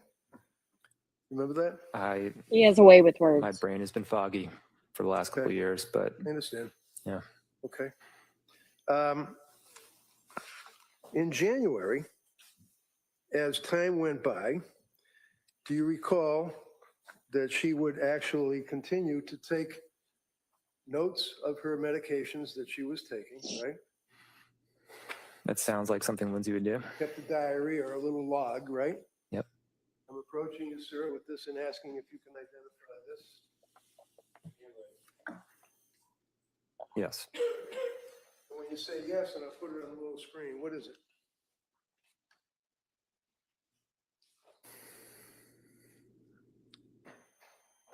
It's the dosage of medication that she took and how she's feeling. So this is Wow. kind of like a little medical diary that she was keeping. Yeah. Good for For her. example, here you see on that 5 milligrams Valium, 200 Seroquel, slept well, horrible thoughts in the morning, right? Yeah. And did she at some point, I think the DA had asked you, I'm going to offer this, Your Honor, if I may. Any objection? No. All right, that may be admitted. Thank you. That's what I'm saying. That's like brilliant. That's someone who wants to get better. There was an occasion Period. where she told you in the presence of her mother that she was having horrible thoughts, right? Right. And you told us about that yesterday. And that it was quite an emotional thing for her to do that, right? Right. After that time frame, you continued on. You were working in the basement, right? Yeah. I shouldn't say basement. It was a finished place, Finished right? basement. Yeah. And that was where you worked on a regular basis. Is that right? Yeah. Would that be a 40-hour week or longer? It varied, but yeah, roughly 40 hours. And I know it was maybe COVID, tail end of COVID, but one of the other reasons that you did that was so you could be home and help out. Is that right? Yeah. I worked from home since 2018. Okay. But yeah, I built an office down there. So you were always there. Yeah. Not always, but you were down there when you would work. When I wasn't traveling, yeah, I was there. Okay. So when would you travel? Tell us about that. I really didn't travel actually much during COVID, just towards the end and once in November November of what year? 2022. November of 2022. But before that, I traveled extensively. Let's look at November of 2022. November of 2022 is a month before she's telling you and her mother that she was having thoughts about hurting the children, right? Right. It's November of 2022, and you traveled. Where did you travel to? New York. And how long were you there, sir? 2 nights. And who took care of the kids? Lindsay. Okay. Sorry, Lindsay took care of the kids. Lindsay. Lindsay. Who's Lindsay? So for 2 days, 2 nights, a month and a week or so before she killed the children, she was home with the kids for 2 days. Is that right? Right. Fair to say that you also had your friends that you would do brunch with on occasion, Sundays or weeknights or whenever, guys night type thing? Yep. And you'd be out with your friends. If she wanted to kill the kids, she certainly could have done it that time when you're out, right? In theory. Once again, away with words. As opposed to sending you on a 3-minute trip to CVS and a 9-minute trip to a restaurant. You were away for 2 days in November and on a number of occasions for brunch as well as skiing, right? You're a pretty active guy. Yeah. Right?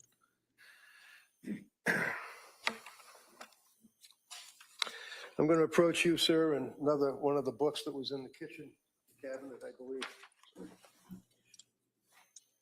You remember? If you ever saw this one. I don't think so. But is it fair to say, sir, that she had a number of books, about parenting and things like that? And this one here was pregnancy and postpartum anxiety workbook. Did she have workbooks that you were aware of? Or work diagrams and things like that? She had books of different sorts.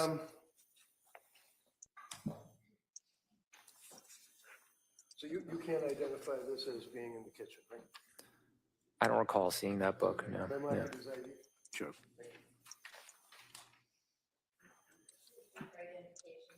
Okay.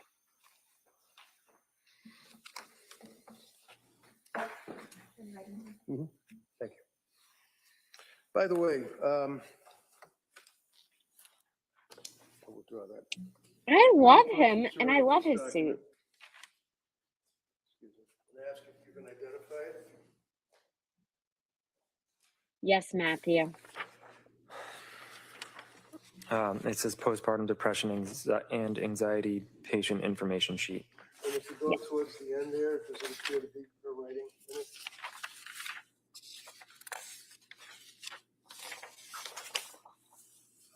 Yeah. Okay. That off of this one? No objection. All right, that may be admitted.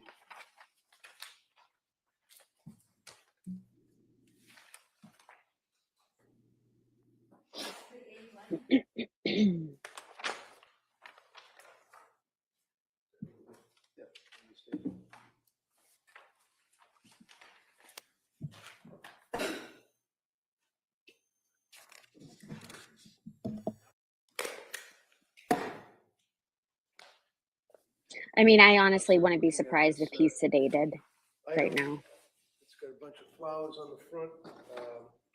Appears to be a notebook. So your understanding that the state police went in your house and they seized all sorts of items such as this? Yep. So we don't have. Hi, originals Lisa. that the police do, but these are Right. copies. Fair and accurate? Yeah. Is that the caption that you were referring to? Yes. Postpartum depression and anxiety. Yes. And at the end of this particular document, you would agree, sir, that it has writing? Yeah. And whose writing is that? Lindsay's. And is this like a book or notes that she would take documenting on a daily basis any effect that she had from postpartum? It appears to be the case. Yeah.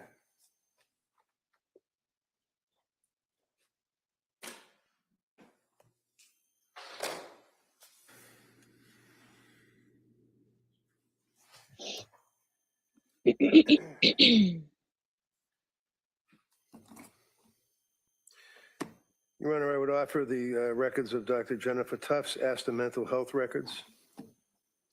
No Oh. objection. All right, they may be admitted. I'm going to have to, I think, maybe talk to the DA about this because I do have a lot of tabs and notes in this one. I know we have clean copies, right? We have a clean copy we were planning to admit, Alright, so that's not a good, problem. okay. So we'll enter It's that. and then 3:33, make a we wish. can then substitute it with a clean copy. Thank you.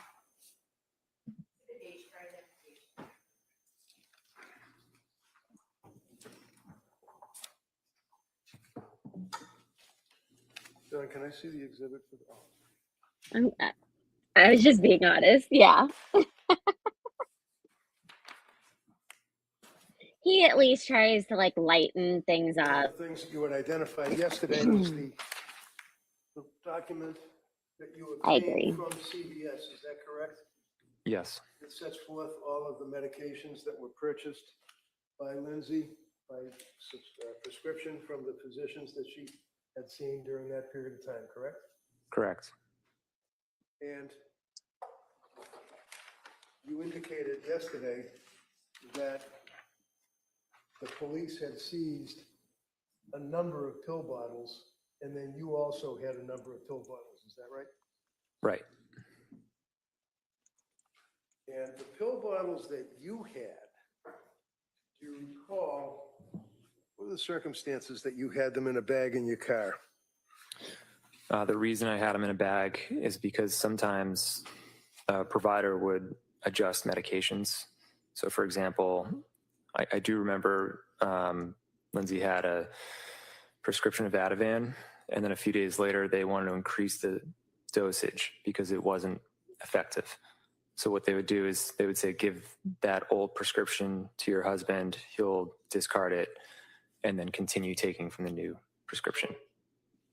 When the DA yesterday went through that there were scripts and there were pills with a 30 count, but then there's 27 and 3 were gone, but that's because she wasn't taking her medication. That's not the case. It's what you were told to do, right?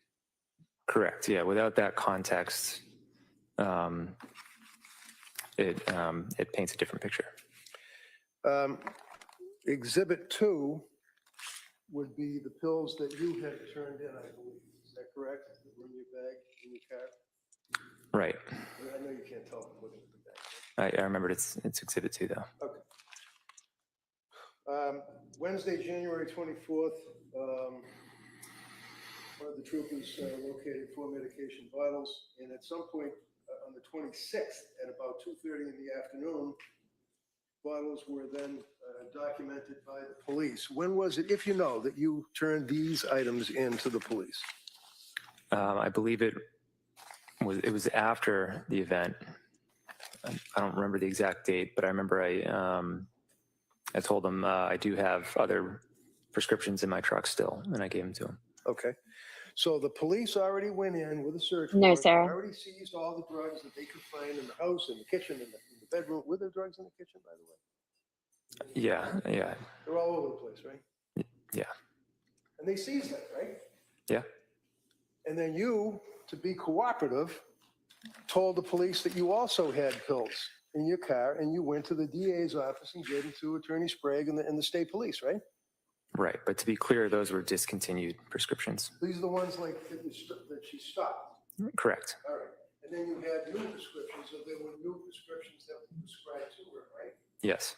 Now, when I met with you in the house, long after the state police had gone and finished their search, Yep. you recall that we went up to the bedroom and I removed this from the nightstand right next to the bed. Yeah. Can you tell us what that is? What is this? Is it a drawer? Obviously. That's the drawer that goes into the nightstand. And inside the drawer, sir, do you recall that there were a number of items that I see, trazodone, Lindsay Clancy, prescribed on January 5, 23. Creatinine, January. Creatinine, 100 milligrams, prescribed for Lindsay Clancy, December 21st. Lorazepam, they're all empty too, right? Yeah. I agree, Tyler, but it's also one of the most widely used mental health medications. And a lot of people in here have said that they've found that that actually helps with their depression. That's never been something that I've been prescribed, but just something to keep in mind. These are what she shot down with that lemonade or water or whatever was in the cup that she ground up these pills, right? No, Lamotrigine, that's not prescribed correct. to Lindsay Clancy, December 16th, 22. Mirtazapine, prescribed to Lindsay Clancy, January 23. Those are in this drawer, and they were all empty, right? Right. You observed that, right? There's something else that was in the drawer. Do you recognize that? Yeah. What is it? It's her Apple Watch. Her Apple Watch. This is the Apple Watch that apparently the police used to go up the stairs, downstairs, heart rate, things of that nature, right? Yep. They never even seized it, did they? They left it in the drawer, right? Apparently. So, what is this item, sir? If you can identify that for us. It's a face mask for sleeping. To sleep? Yeah. Now, you had mentioned something, I think, about pillow spray. What is that? She bought some pillow spray. It's apparently helps you sleep. And did you see her using that on a regular basis? Yeah. Yes? Yeah, she did. Your Honor, I would offer the draw. Tyler, you can keep talking, but you can't say the last word, the N word. Not that one, but the other one that you just mentioned, because YouTube dings me for that. Thank you. I could just see, Yeah, I think you. and I think there's a watch on the side there. Oh, No problem. No objection. okay. Do you want to, you want to put that in as one exhibit? Okay.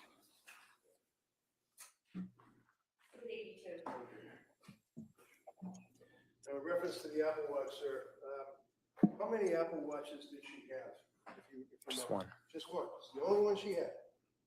The police never seized it, right? Correct. And the drugs that were in the drawer, the empty drugs and the pill bottles from January, December 22, 23, the police never seized them, did they? No.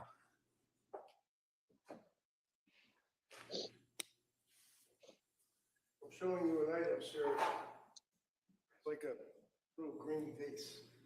Have you ever seen that before? Yeah. Can you tell the jury what it is? Objection.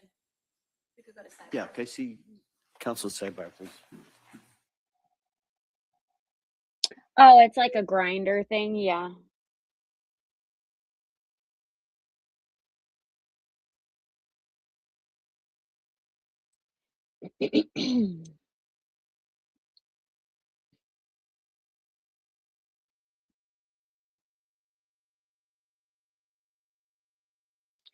You know, the thing that I keep coming back to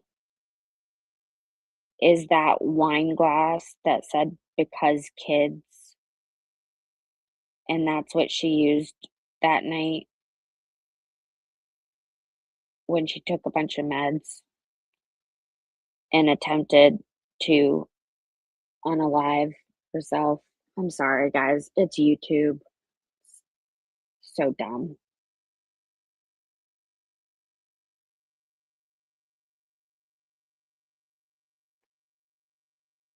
No, Bubbles, you're in the horizontal view. I don't even know why I have a horizontal view anymore. Everyone is always in the vertical view. So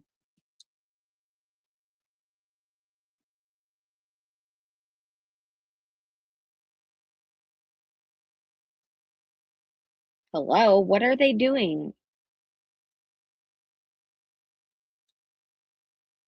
They're arguing over there's a there's a name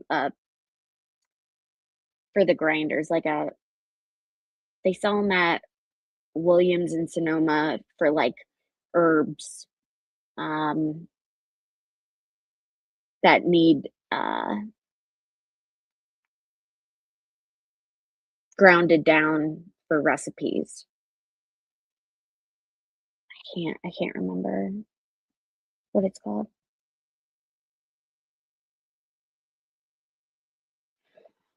I think I pray everyone in this situation finds peace.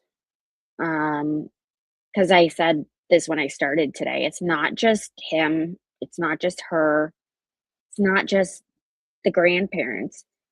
This trickles far and wide. This has grave impacts on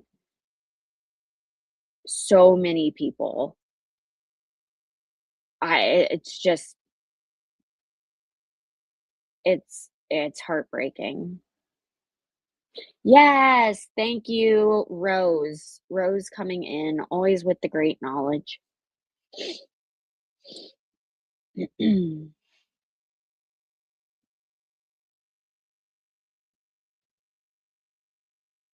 know, I did say this earlier. I have no way to confirm this whatsoever, but if you missed it, I had said it wouldn't surprise me if he's done EMDR therapy or ketamine. Just based on, I hate to use the words bounce back, but he was able to move forward.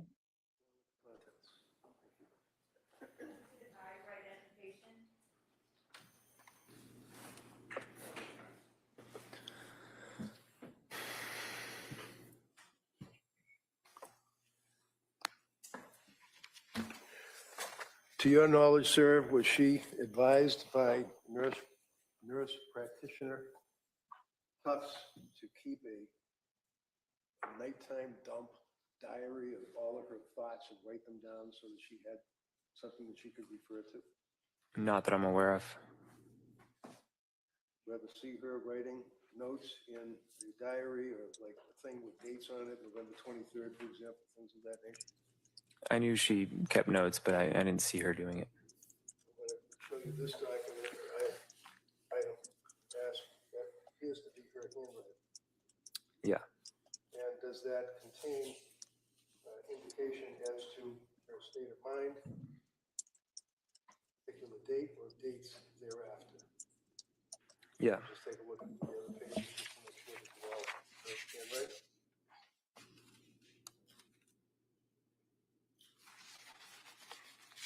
Yeah. You want to write one out for this? Commonwealth? Can I see it, please? And I got it from the state police, so it's assume you guys have it. He is remarried and he has a child. That may be admitted.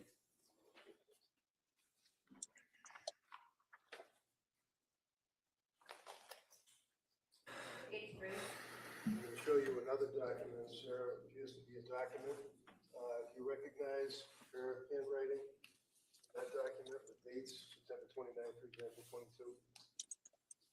Yes. And does that appear to, can you tell us what that appears to be, sir, if you know? Looks like a schedule for Callan. And the schedule for Callan, that would be, what? I like don't know. I sleeping know it's a or baby. something like that? Yeah, naps. Yeah. So for example, where it says September 29th, there it is, 22, and then it makes reference to Callan, My friend. last fed with a time frame, and then there's a bunch of pages like that that go forward on those dates. Is that what that is? Yeah. Put them down for a nap, 9:35 with a smiley face, things like that, right? Right. Is this typical for Lindsay that she would document these things as a new mother? Yeah. Was she being controlling, in your opinion, of her child and of you by doing this schedule? No, I found it helpful. For this, Your Honor, I don't think there's Any objection? No objection. All right, that may be admitted. One of the things, sir, that the district attorney had asked you about is the exhibits of the, I think it was the window in the bedroom. You said it was 20 feet drop to the ground. Right. Is that right? This is a photograph of the same one you already introduced, but I just don't know where it is. So this is the photograph of the house. You can identify that, right? Yeah, that's the living room window. Okay. It is such a pretty The house. window that you're talking about, that's 20 feet up, would be on the very top of that picture, correct? Correct.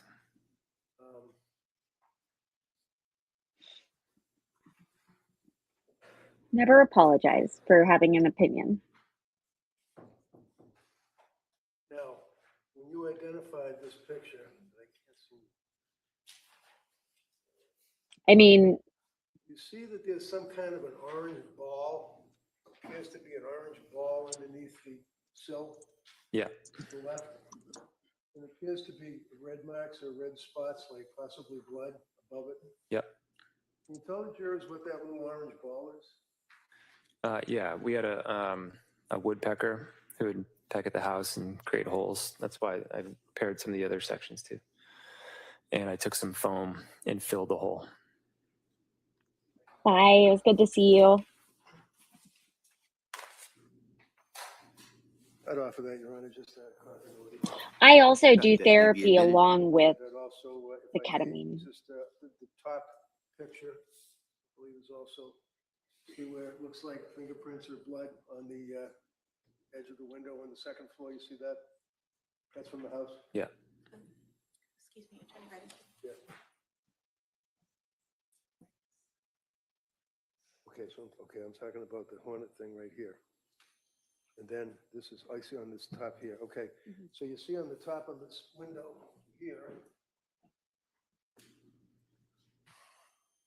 The woodpecker at my house, it's at my front underneath entryway. the Hornet thing. Yes, See it? of the vagus Yeah, nerve. you can see Correct. there's like blood drops or blood smears. Yeah, I That's see the it. first floor window that's directly underneath the second floor window, right? Right. Okay. I'd offer these, Your Honor. Any objection? No. They may be admitted.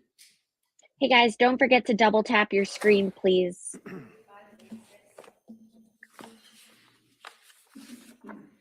Make sure you are subscribed as well.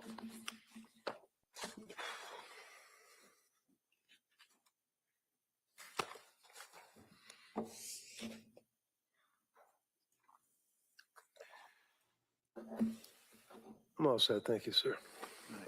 Commonwealth, redirect? Yes, Your Honor, thank you. Are they, Kaylee? I don't know much about them. Mr. Clancy, you were shown an email, and it's been marked as an exhibit that you sent to coworkers on January 24th, 2023 at 5:24 p.m., correct? Yeah. And you were asked about it coming from the Surface Pro, but your testimony was that it could have come from your iPhone, correct? Correct. And in fact, you watched footage earlier of yourself going into the CVS in Kingston at 5:32 p.m., correct? Correct. And you had your phone with you, correct, because you used it? And we also saw you on the 3V footage using your phone as well, correct? Right. So you were clearly out of the house at 5:24 p.m., correct? Sorry, what time did you say I was at CVS? So you walked in at 5:32 p.m., correct? Correct. And you left the house. As you were leaving the house, Lindsay sent you the text about PDLX, correct? I don't know if I had left the house yet, but yeah, But that was sent at 5:15 p.m., correct? right. And how far away is the Kingston CVS? 3 minutes. Okay. And so you leave the house, you get into your car, and you drive to CVS, correct? Correct. And so that should have taken 3 minutes, correct? Yep. So after the text that was sent at 5:15 p.m., that would have been sometime around 5:18 or 5:20 p.m. that you should have arrived at CVS, correct? Right. But you don't go in until 5:32 p.m., correct? I don't know. We could. I don't know what time I pulled in the parking lot. I'm not asking what time you pulled into the parking lot, but is it fair to say that the video that you were shown earlier shows you entering the store at 5:32 p.m.? Yes. She's so So from the time combative. you should have been at the parking lot of CVS around 5:20 p.m. until 5:32 p.m. Could you have been in your car sending this email on your iPhone? Yeah, I just don't know if I pulled into the parking lot at 5:20. But sometime after the text was sent from Lindsay about PDLX, but before 5:32 p.m., you were in your car. Correct. Okay. Yes. She's so welcome, my dear. Now, you were asked about my questions to you about going to Boston, and my questions to you were about December 3rd, not December 2nd, correct? Correct. Because your anniversary is December 3rd, not December 2nd, correct? Right. So Dawson was taken to the doctors on December 2nd, correct? Correct. And on December 3rd, did you have plans? Not that they were followed through, but did you have plans to go to Boston that day? Yeah, so I can provide some clarification on that. Sure. So yeah, on Monday I was a little bit confused by it because we were home. But yeah, I think there was a plan prior to that, like an anniversary plan to go to Boston, but it was canceled. Okay. And the picture you showed was from September. So the plans that you had to go to Boston, showing you here.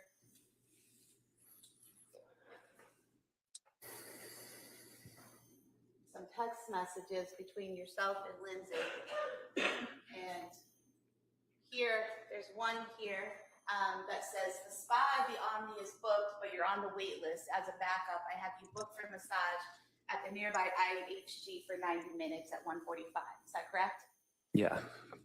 And then you later say we can get lunch and then head over. She responds, okay. And then you write that they'll let you use the gym and the pool while she's getting her massage. Is that correct? Right. And then you talk about plans for lunch and dinner. And so there were the plans, they just fell through, right? Yeah, we canceled them. Yeah. So it's not as if I made that up out of thin air. That's here in the text messages, correct? Right. Yeah. It was just confusing because we were home. But yeah, when I left, I recollected that, and then I found the picture, and the picture was from September. And was that from the wedding you went to? Yeah. If we could have the text messages marked as an exhibit. Any objection? That may be admitted. Yeah, kitty cat. This is pretty intense. This is a rough one. Now, in cross-examination, you said that Lindsay always took the medications exactly as instructed. But in direct, you said you weren't always with her every time she took the pills. Is that correct? That's correct. But the understanding was that she took it as directed. Because she told you she did? Yeah. And because you trusted her to do so? Yeah. Okay. But you can't sit here and say definitively that she took every pill exactly as instructed every single time because you didn't watch her every time, correct? Sorry. Correct? I was not standing next to her every time she took pills. And you were asked about the Facebook search in August 23rd, 2022. And you were asked about being on the Surface Pro and looking up the country singer who had killed himself. Is that right? Right. Okay. So I think that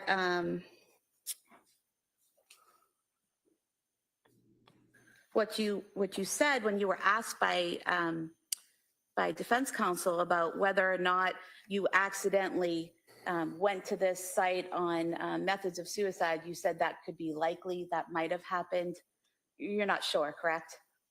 It's so subtle that I don't remember specifically, but I do remember listening to Tom T. Hall. How often did you listen to him? It was like for a week. Okay. And so were you aware that on 8/23, August 23rd, 2022, at 9:40 a.m., someone signed into Lindsay's Facebook account on the Surface Pro? No. And then at 9:43 p.m. is when the Tom Hall site was accessed. Do you recall that? Yeah. And at 9:45 a.m. is when a person not Yeah. just hit a link by accident, but actually had to click on a link to go to suicide methods. Are you aware of that? No. Okay. Is there any reason why you would have been going in and logging on to Lindsay's Facebook account while going on Wikipedia and looking at suicide methods all in that same 5 minutes? I didn't log into Lindsay's Facebook ever. It's very possible that I looked at Tom Hall's Wikipedia page, but At some point? yeah. Do you remember spending 3 minutes on the methods of suicide site, scrolling through and reading methods of suicide site for 3 minutes? No, I don't remember something I did for 3 minutes almost 4 years ago. Do you remember being on that site, the methods of suicide, and clicking on a link to a bridge in Australia that people use to commit suicide? No. No. That sounds like So, something I in would this Google 5 though. minutes or so where someone's using the Surface Pro, using Lindsay's Facebook while doing that, and then clicking on these links you don't remember, you think it might have been you? I have no idea. Now, you talked about Lindsay's stay at McLean Hospital. You said that that it was a locked ward. She had to stay there. Is that correct? Correct. But it was a voluntary commitment, wasn't it? Yeah. They You always didn't file are any locked. legal paperwork to have her committed, correct? Correct. There was no court order making her stay there, correct? Correct. So if she wanted to leave and express to the Just so you guys know, I've had to drop off 3 friends at treatment, voluntary. One was so-so. And when I went to go visit them, I mean, you can't take anything in there. They're locked in there, and they're there by their own volition, but it's you wouldn't think so. doctors that she wanted to leave, and they didn't believe she was a danger to herself or others, she could leave, correct? To be honest, I don't know. Okay.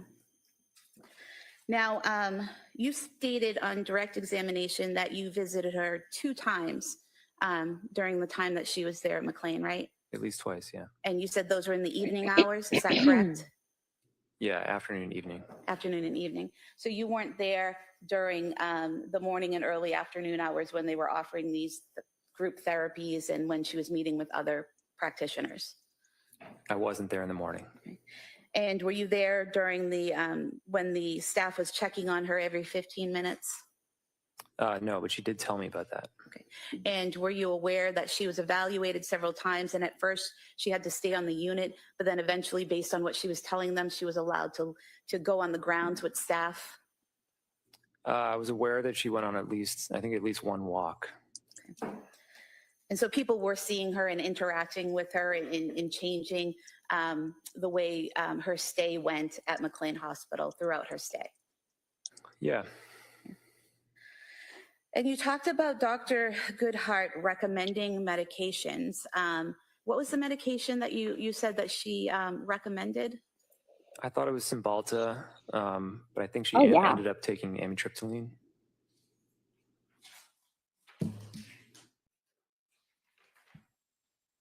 So I would always bring in Chipotle. here at the CVS records that you provided.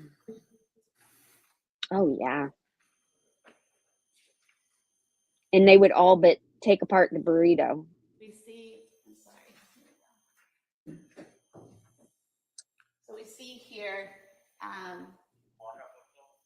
Me too, Bubbles. Me too. Here we go. Aaliyah Goodhart, second from the bottom. Yep. Trazodone, 50 milligrams. So you thought that Dr. Goodhart had just recommended Oh, medication wow, Candy. when there was actually a prescription that was given by Dr. Goodhart, correct? Right, but I believe, so there's another one as well, lorazepam. I believe those were prescribed while she was staying there. And so they were filled at CVS and sent to McLean? Possibly. I remember there was an issue where she didn't have her medications when she went to McLean, so she needed them to be brought there. She was discharged on January 5th, correct? Right.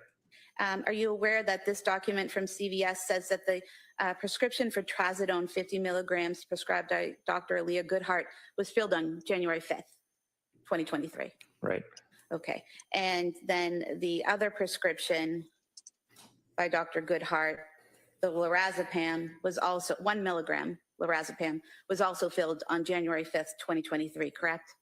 Yeah. So that's when she was discharged, not while she was staying there, correct? Right. That's correct. So Dr. Goodhart did in fact prescribe medication for Lindsay, Trazodone and Ativan, and not Cymbalta, correct? She recommended Cymbalta, but she wasn't the one who prescribed that. And in fact, no one prescribed that, correct? Because it ended up switching to amitriptyline. And the Interesting. amitriptyline was prescribed by Dr. Jennifer Tufts, correct? Right. And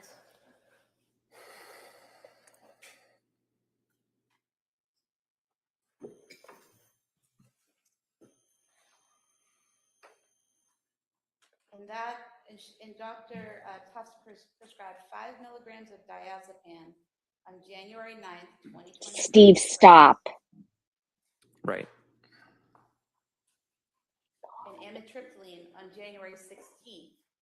It was 10 milligrams of amitriptyline. And that was prescribed when Lindsay said she was having some issues with depression, correct? Correct. Okay. So she went to McLean Hospital and she was weaned off the Seroquel, correct? I believe so, yeah. And all the medications that she had taken prior to going to McLean, she was no longer on. Those were gone, correct? Once she'd been in McLean. I don't know if it was, I'm not sure. I don't know if it was all of them. Well, did you have conversations with your wife about what she was taking? Oh my God, Were you I can't aware stand that her. she was only on only prescribed Trazodone and Ativan when she left McLean, and then amitriptyline was only added on the 16th? So just those 3 medications? Yeah, but I thought she was taking trazodone before McLean. Right, so she had been prescribed it before and stopped taking it, correct?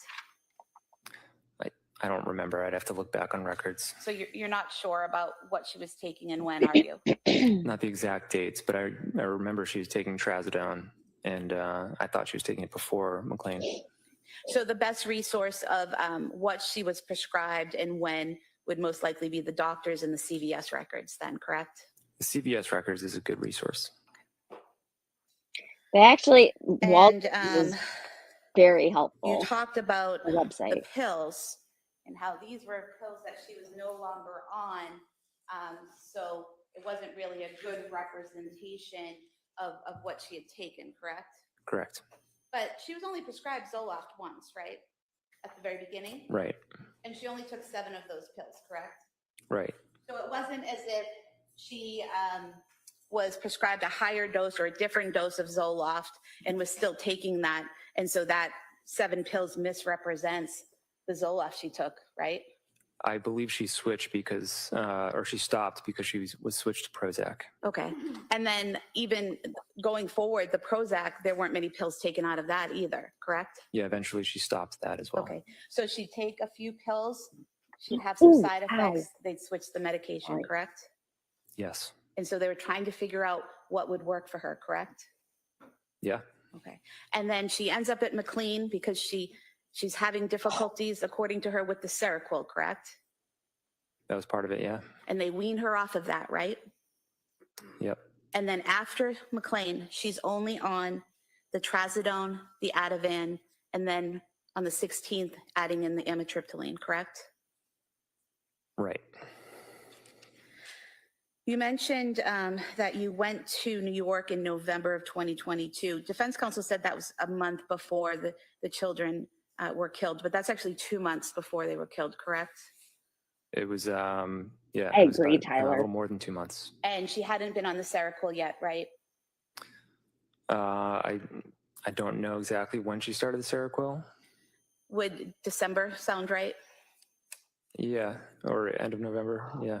And so I when think you she was took your trip zombie. to New York, she was having some issues, but she was doing okay, wasn't she? She was doing much better than she was in December. Okay. And did you also take another trip with Cora in November? Yeah, so I did the trip to New York, and as soon as I got back, went to bed, and then the next morning left with Cora. And was that November 4th through the 7th to San Francisco? Yeah. And who was taking care of Dawson and Callan while you were in San Francisco with Cora? Lindsay. And so during your trip to New York, and then immediately after your trip to San Francisco with Cora, were there any issues or any problems, or did anything happen while Lindsay was caring for those kids? Nothing bad happened. She was, I would say her anxiety and depression was starting to tick up, but yeah, obviously nothing bad happened. Okay. And it's your testimony that things started to get worse in December. Is that correct? Correct. But it was also your testimony that after the stay at McLean, things got better, wasn't Yeah. it? And she steadily progressed throughout January, getting better, right? Definitely, yeah. And on January 24th, 2023, you testified that that was one of her best days. Yeah. That's You asked mental about the health. It Apple makes no Watch. sense. The police didn't collect the Apple Watch, right? They did collect her phone, correct? You identified it earlier, right? Correct, yeah. And her Apple Watch was linked to her phone, was it not?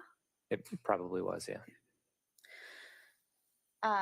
You were also asked about the drop from Interesting. the second floor window. Mhm. Were you aware that the measurement from the windowsill to the ground was actually 12 feet? I've never measured it, but yeah, I believe what you're saying. And That's wild, Jazz. looking for one of the exhibits from Defense Counsel. Yeah. It's the, yes. One time I was eating dinner with my This was the, one time I was eating dinner with my dad. This is actually relevant. And he was the gabapentin, he had taken one, and he fell asleep at the table, like over his food. And I called his doctor and I was like, never again. Never again. It just, everyone in my family, my mom acts loony on it too. I just don't feel awake. I get it. It's great for nerve pain if you have fibromyalgia, rheumatoid arthritis, et cetera. But I don't know one person that's been like, oh yeah, I'm totally normal on it. I haven't met one person that said that. the packet here that Defense Counsel was going through with you, where you said this is Lindsay writing Kellen's schedule. Is that right? Right. But this was also Lindsay sending notes back and forth between herself and Elaine. Is that correct? Possibly. There's different writing here, correct? I want to look at it. Yeah. For example, this first page after the cover, we have writing here that you said was Lindsay's, correct? It looks like it, yeah. And then down here, there's a note that's in different handwriting, correct? Yeah, I would say so. So were you aware that Lindsay was using this notebook to communicate back and forth with the nanny about Callan's care? She had different notebooks. She always had a notebook that she would leave for the babysitter or for me. And so, for example, on Tuesday, September 4th, she wrote, last fed at 6 a.m. Give him a bottle whenever he wakes up. He likes it very warm. He's been resisting the bottle. If he won't drink it after 45 minutes of trying, please text me to let me know. Put down for next nap 1 hour after he wakes. Try to put down drowsy but awake. But if he cries, pick him up and rock, bounce, or hold him until asleep, then put down. He usually sleeps 45 minutes, but let him sleep as long as he wants. Thank you, Very Vicky. detailed notes that Lindsay is sending to the nanny, correct? Yeah. And then she also wrote, if you have time, wash and cut up veggies, sweet potatoes, 1-inch cubes peeled, broccoli, small pieces, peppers, 1-inch pieces, plastic Ziploc bags to put them in. Next bottle, 2.5 hours after the first bottle, correct? I believe what you're reading. Yeah. So very particular about what she wanted the nanny to do, how she wanted her to do it, and when to feed Callan, when to put him down for a nap, all of those things. Very particular, correct? Sounds like it. Yeah.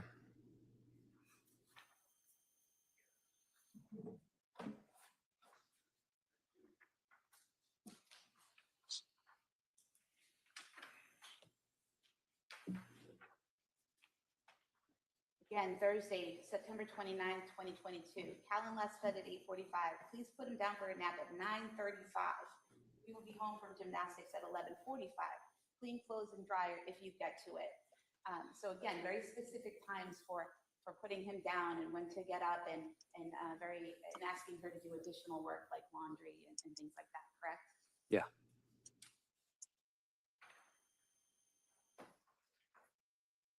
Again, October 6th, 8 at 8:15, fell asleep at 8:40. Changing tables now in the bathroom. If he wakes before 9:40, give him 15 minutes to settle himself back to sleep.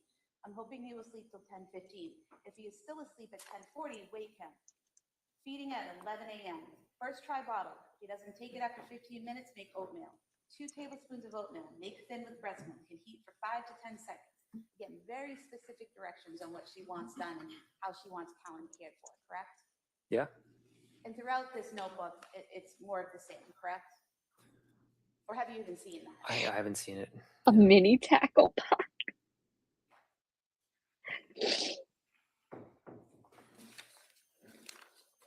I have nothing further. Thank you. So which nanny was that?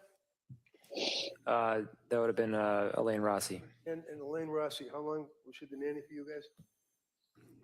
A month or two. Yeah, probably 2 months. And then she just needed more hours and moved on, and Lindsay was home, so. Yeah, I think she preferred more hours. We couldn't really give it to her, and Lindsay was home anyways. So. And as far as the records are concerned, it's fair to say that Lindsay, as a concerned mother, would give instructions to people that would be taking care of her infant. Yeah, I would have done the same. A lot of discussion about these prescriptions and scripts from the different doctors, and one of the things you referenced was that I believe that she was on trazodone. And if I suggest to you that there was a Dr. Izad Parayarara Kavon on November sorry, what? 16th of 22 that prescribed 50 milligrams of trazodone while she was on buspirone and fluoxetine. Does that refresh your memory that in November she was prescribed 50 grams of trazodone? Yeah, I remember trazodone being like a part of the medication plan for a while. And one of the things that you did, as we talked about, is you went to CVS and you got a list of all the drugs, right? Right. And if I suggest to you, sir, that this is just an easy reference with different colors for different doctors of exactly what the CVS provided, does that appear to be fair and accurate of the scripts that were Yeah. provided? Yeah. Can I see which one that is, please? No objection. Okay, that may be admitted. That's all I have, sir. Thank you. Oh my God, Dina. All right. Thank you, sir. You may step down. Thank you. Counsel, could I see you?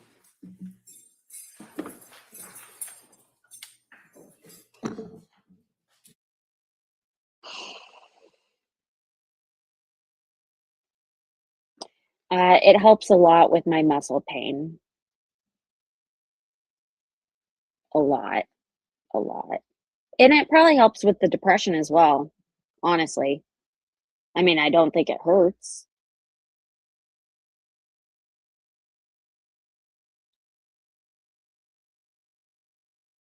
And this is why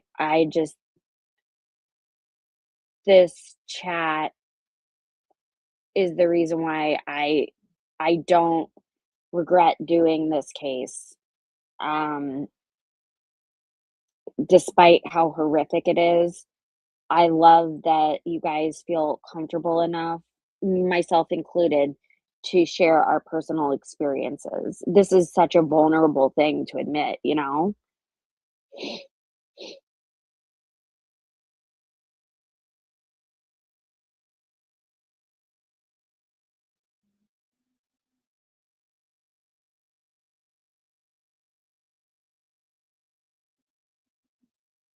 I'm glad that you ended up in here, Dina.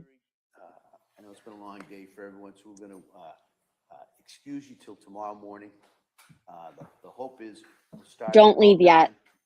And kind of the same thing. We'll go to hopefully about 11, take a break at 11. We'll have a break from 1 to 2, and we'll go into the afternoon around 3 or 4. All right. So that's the thing. Remember, I'm going to ask you those questions about not talking about the case, not doing any research about it. Don't watch anything about it. You have to keep an open mind. At this point, you've heard some evidence, but you haven't heard all the evidence. You haven't heard the law that you are to apply to the evidence. So you've got to, at this point, you've got to keep struggling in a sense, keep that open mind. So I'm going to excuse you. I hope you have a nice evening. We'll come back here tomorrow morning. If I forget to tell you, tomorrow, Friday, we're still on schedule to take that view, and then we'll deal with the schedule when you come in tomorrow. But that's the best I can tell you. That's the schedule for tomorrow. So again, thank you so much for all your work on this case so far. I hope you have a nice evening. We'll see you tomorrow. All right, good. Those are no folks, please, Madam Chair, please. For those of you who don't know, Willa uses Google. Jeez Louise, this is loud. Willa uses Google to talk into his thing. So if a word doesn't seem right, it probably isn't, but you get used to it. You know what he's saying. He's a good guy. All right. She just so we'll walked be in by. recess on this matter till tomorrow morning at 9 o'clock. Thank you. Thank you. Thank you.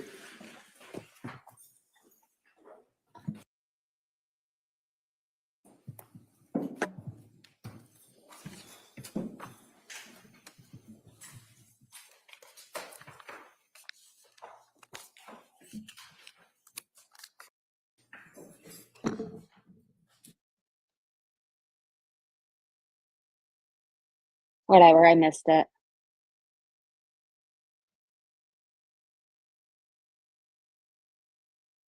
Okay. So before you guys leave, let me tell you about tomorrow. And then we'll have some chitty chatties.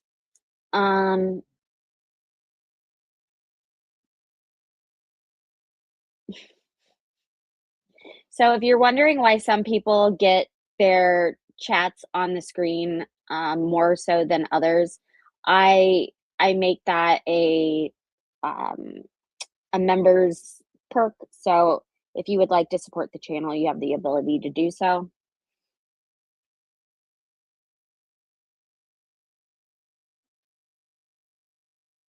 Oh my God.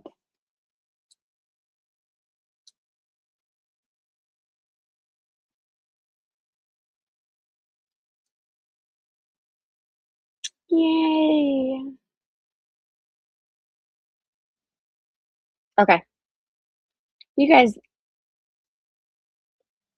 I know that people think I'm crazy for saying that I walk away from this trial fulfilled, but you guys have just like you've enlightened me, and you have just as someone who actually thinks quite pessimistically, you have given me so much hope seeing the way that you treat one another and speak to one another, because there's a willingness and a desire to understand each other, and I'm so proud of you guys, and I love having you here. I love you guys. You mean so much to me. I hope that I can continue doing this, because this this is a true privilege.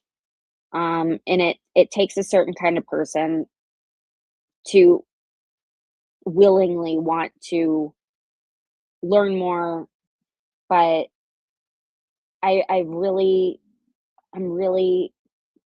is just seeing that I'm sure we've reached over 50 new subs today. Like that we were at 40 when I checked an hour ago.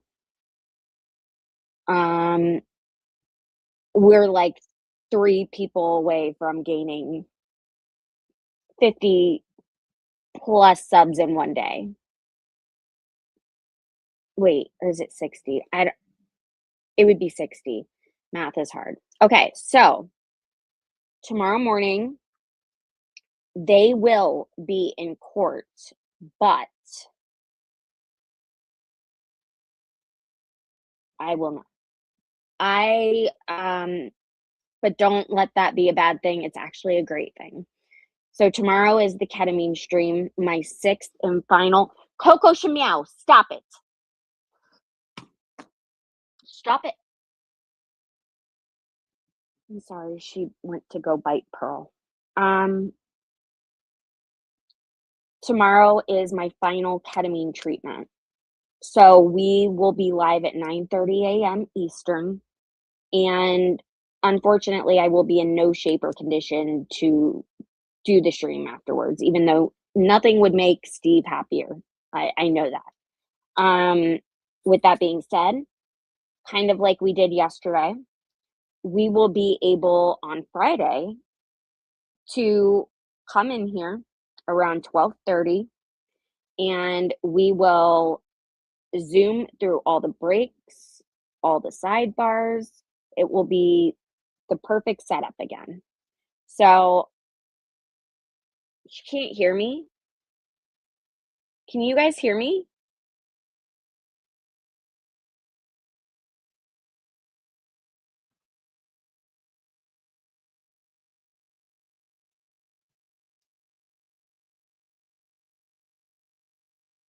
That's so weird. Okay. I'm not gonna make any sudden movements. Okay, all right. So Friday, tomorrow is 9:30 a.m. Eastern for the final treatment of ketamine, and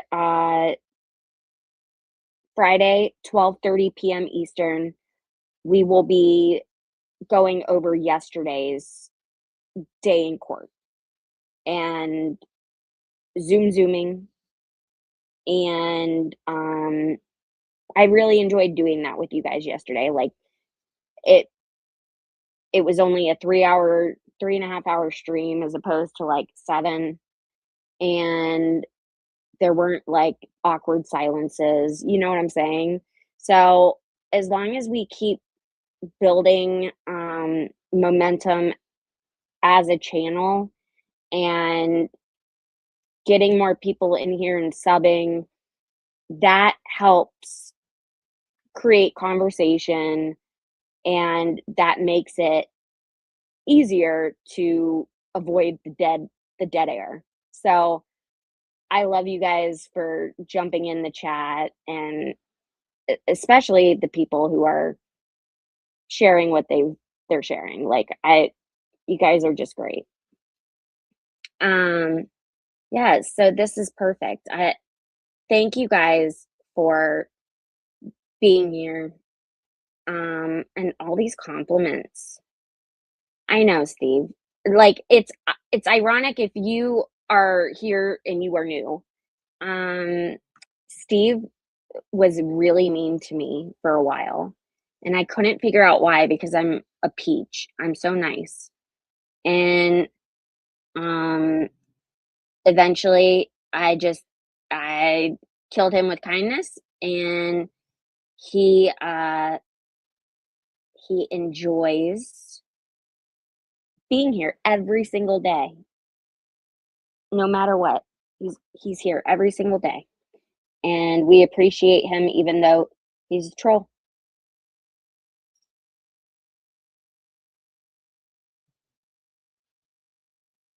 What are you, Dina, what are you referring to?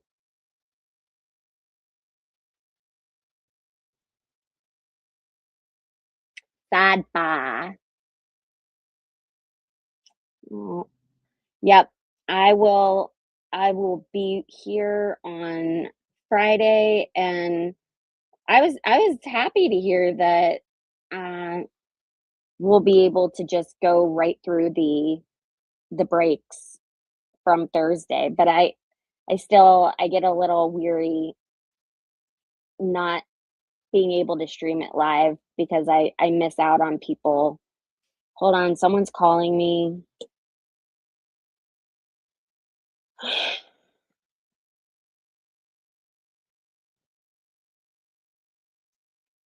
Hold on.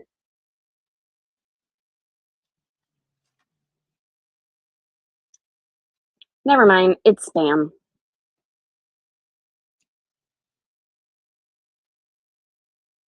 Sorry, hold on.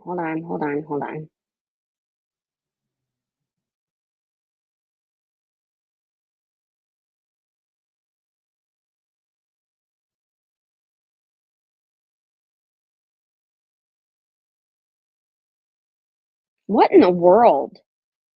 All right, we're just going to use this camera then.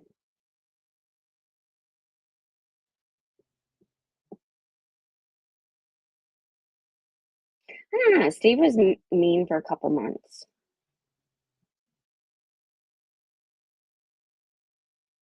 I think he felt bad when I had to have heart surgery. He was like, "Oh my God, I don't want to be mean to someone who might die." Oh no.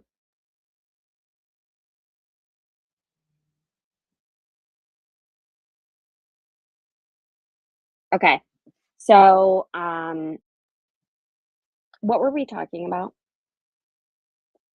Wow, I looked really crazy for that second. And I want to thank you guys. You guys helped pay for this extremely fancy child learning whiteboard slash chalkboard. I love it. A little small, but this is the one that I use during the treatments that I bought at the dollar store. Really get my money's worth with this one. Oh wow, it works and everything. Okay. Oh, talking about tomorrow. So yeah, we're gonna cover that on Friday. And what I was saying about it is that I hate missing the opportunity to live stream it like while it's going on, but at the same time, I know I can't come on here and try to have like a conversation, and it's just not gonna work. So it works out perfectly. Good deal. Um, Please, before you go, remember to double check that you are subscribed.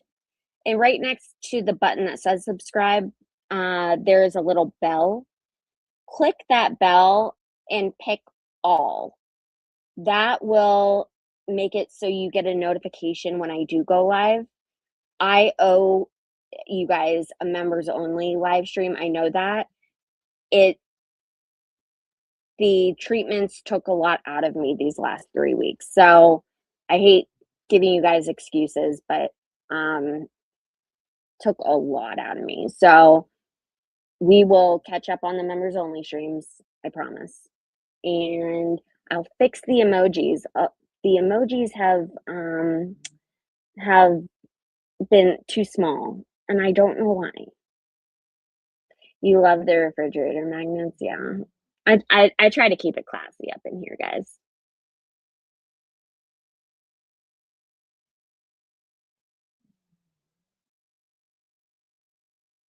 I'm just reading through everything. Oh, here, one last thing. Let's is that bigger? No. Let me get rid of that. So this is the document I was trying to show you guys earlier. So Lindsay had 20 plus outpatient appointments with psychiatrists, psychiatric nurse practitioners. She was prescribed 13 different psychiatric medications during this period. And by the way, the period is September through January, September 2022 through January 2023. She was provided with over 30 prescriptions. They were either written or refilled.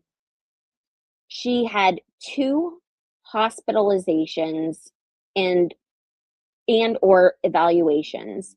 One was the evaluation at the Women and Infants Hospital, and the other was one inpatient stay at McLean Hospital. And what's so unfortunate about that, I will comment, is that she checked herself in on, it was either a Friday or a Saturday, and it was a holiday weekend.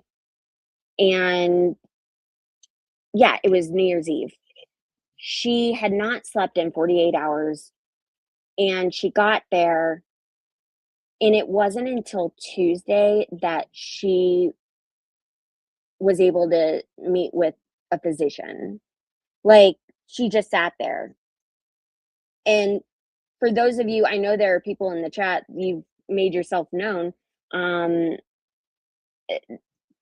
You don't sleep in a mental hospital, a psych ward, because there's always someone screaming. Always. There's always someone screaming. I remember going and seeing my friends, like I said in the chat, and 3 separate friends, 3 separate periods, and I swear to God, maybe it was the same person because it was the same hospital. I don't know. Wild. Anyways, this is the timeline of trying to seek help. She started noticing the signs of her mental health declining in September, for which she made those outpatient provider appointments. She started on medication, had the doses adjusted, new meds added, and she reported worsening anxiety, insomnia, intrusive thoughts, and mood changes, which were just ongoing. Then in December of 2022, she sought help for extreme anxiety, disturbing thoughts, and emotional distress. She was discharged with a follow-up plan and medication changes.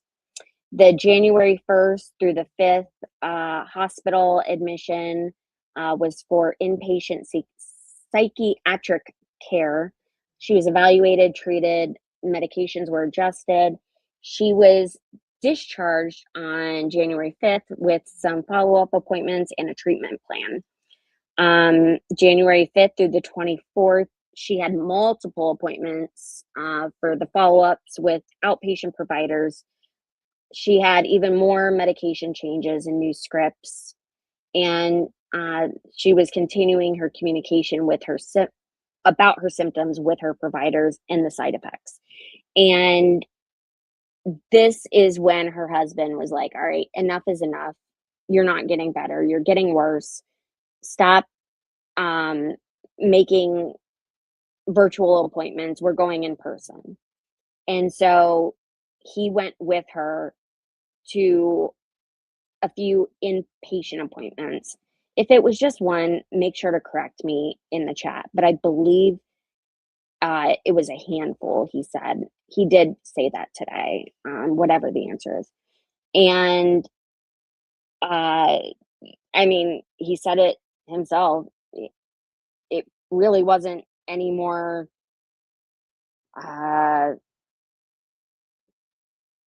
productive than the virtual appointments. And we talked about this in the chat on day 1 of the trial. Having virtual appointments is a blessing when you have a mental health disorder. I have to be careful with what I say. So often you can't find the energy to change your clothes, let alone shower, change your clothes, drive, and find help for the 3 children under the age of 6 that are living in your household and you are in total control of. And this is part of the reason why I'm really questioning why he got rid of the nanny. I'm a little bit bitter about that, in case you couldn't tell. And then on the night of January 24th, 23, despite months of seeking help, Lindsay was in the throes of a severe mental health crisis and went unrecognized as postpartum psychosis by her providers, according to her defense. That is the night that she unalived her 3 babies. Don't hate me for saying unalive, it's YouTube. Yell at them. And she tried to do the same to herself, but she was unsuccessful. However, she did shatter her spine, and she is paralyzed for the rest of her life.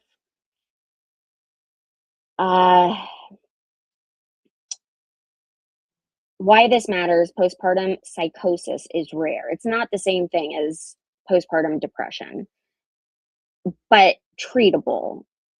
And it's right. Like, early recognition and the appropriate treatment is everything.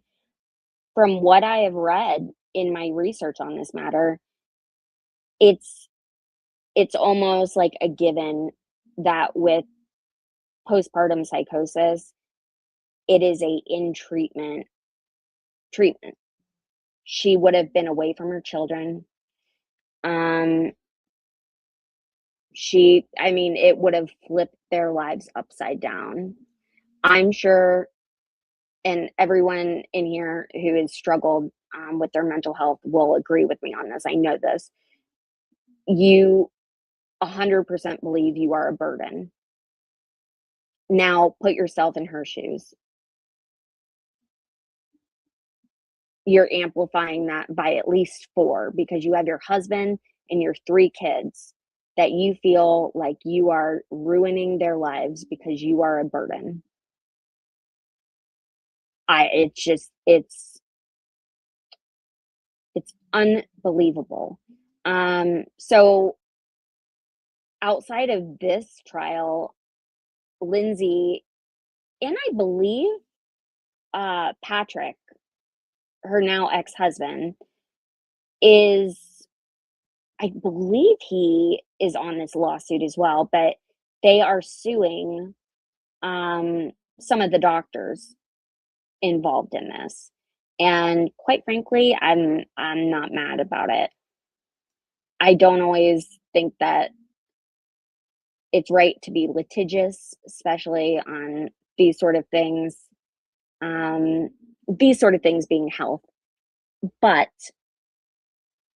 what she went through, in my opinion, is just inexcusable. And it borders, if not completely, is negligent. Can I pin it? I can make a post. Yeah, I can make a post with that document.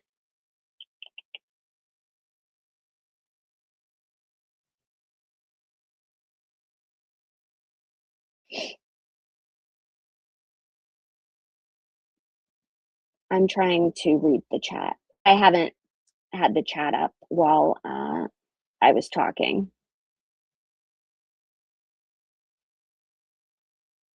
Thank you, Tyler. I really feel strongly about this. Hi, Jazz. Sorry I missed you. Like, I feel like it was a cheapskate move. Oh, well, guys, send your good thoughts to Jazz. I started today's stream off by saying, take care of yourselves during this. This is no joke. If you need to step away, by all means, step away. That's why I took that break today. That I should have just stayed live. You guys saw my numbers probably this morning versus this afternoon. Uh, it I had to step away.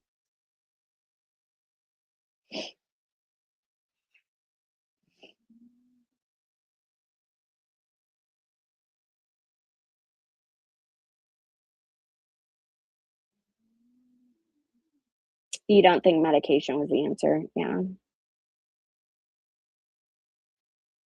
Order a pizza.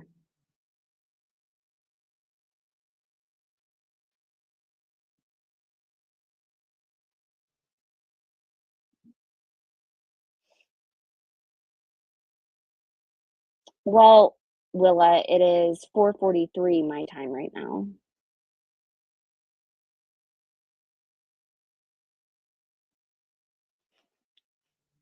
Your 15 minutes are up. Get out of here. I go out of my way to try to have a I don't want to like relationship sounds weird, but I I make sure that doctors know their decisions are majorly changing my life, whether that's showing them pictures of like what it was like before or showing them notes on my phone that I've been taking, uh, introducing them to my family. Like seriously, I make them realize that I am a person and I'm not just another client throughout the day. I need individualized treatment.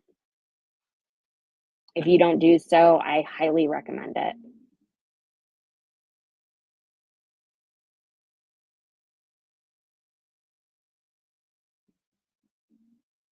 Willa is in the horizontal chat. He likes to watch on his TV. Isn't it crazy that I know where you guys watch this stuff? You know who's the worst with this is actually, in my opinion, dermatologists. Dermatologists will not give you the time of the day. They will like see you for 10 minutes and you could have like an exploding cancerous patch and they'd be like, okay, well, looks good here. Gotta go, bye. Yeah, I agree, Rose. You know, the other thing that I do, guys, and obviously don't do this without permission, get permission before doing so. I am on both of my parents' my chart accounts. So I can see when their appointments are. If God forbid they end up in the ER, I get a notification. If you haven't considered doing that, it's oh yeah, that's a close second. It's yeah, the my chart thing is a good idea if you feel like you're not getting the full story from your parents or they can't remember details. It's a great option, but you have to have their permission. So don't be crazy.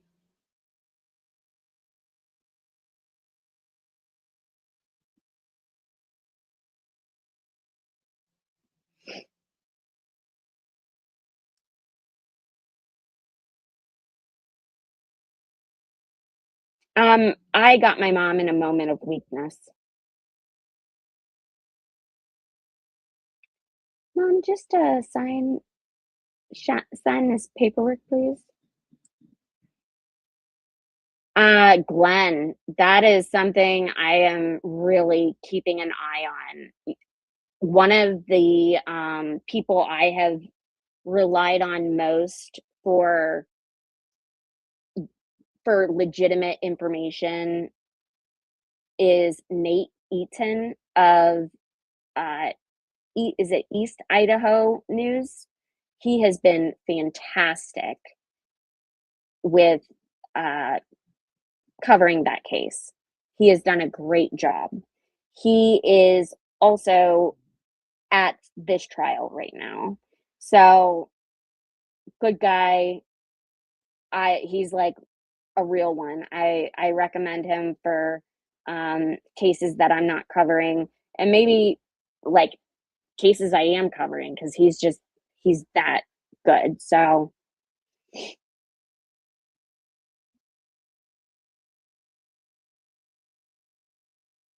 oh my gosh, I have never related more to anything in my entire life than that statement. You know what? Let me uh, provide a link to Nate and his channel, because he's so good. I'm not scared of uh, supporting other content creators. Sorry, I was trying to do two things at once. All right, share more. Share channel. I guess copy channel ID. What in the world is that? Nate Eaton. No.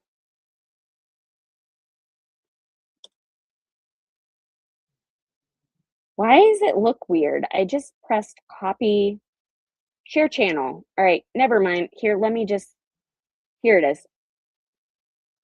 Do I think he will go to jail? Unfortunately, I think he will, but do I think he should? No. That is exactly another situation where he was horribly neglected. I have no problem using that word there. He was neglected. The recommendations that his doctors gave him resulted in him having a psychotic break. I'm not trying to pass the blame. That poor man, I can't even imagine. Okay. All right, guys. I must go. The puppies need to go outside, and the cats she is too much. She is too much. If you guys want to keep talking, go to the Discord. I'll post that one more time.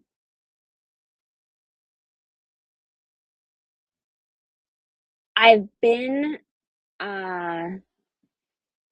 have been sharing my Discord information so that you guys can talk with each other on their Discord. And when we get enough people, I'm sure it'll be utilized greatly. But until then, yes. All right, let me do this. Okay. Thank you guys so much for being here today. Thank you for sharing. Thank you for caring. Thank you for being respectful and open-minded. And tomorrow, 9:30 a.m., if you want to see treatment 6. And then Friday at 12:30 p.m. Eastern, if you want to, go through trial from yesterday. And won't take us long at all, because we'll be able to Zoom. All right, guys. I hope you have a lovely night. Take care of yourself and each other.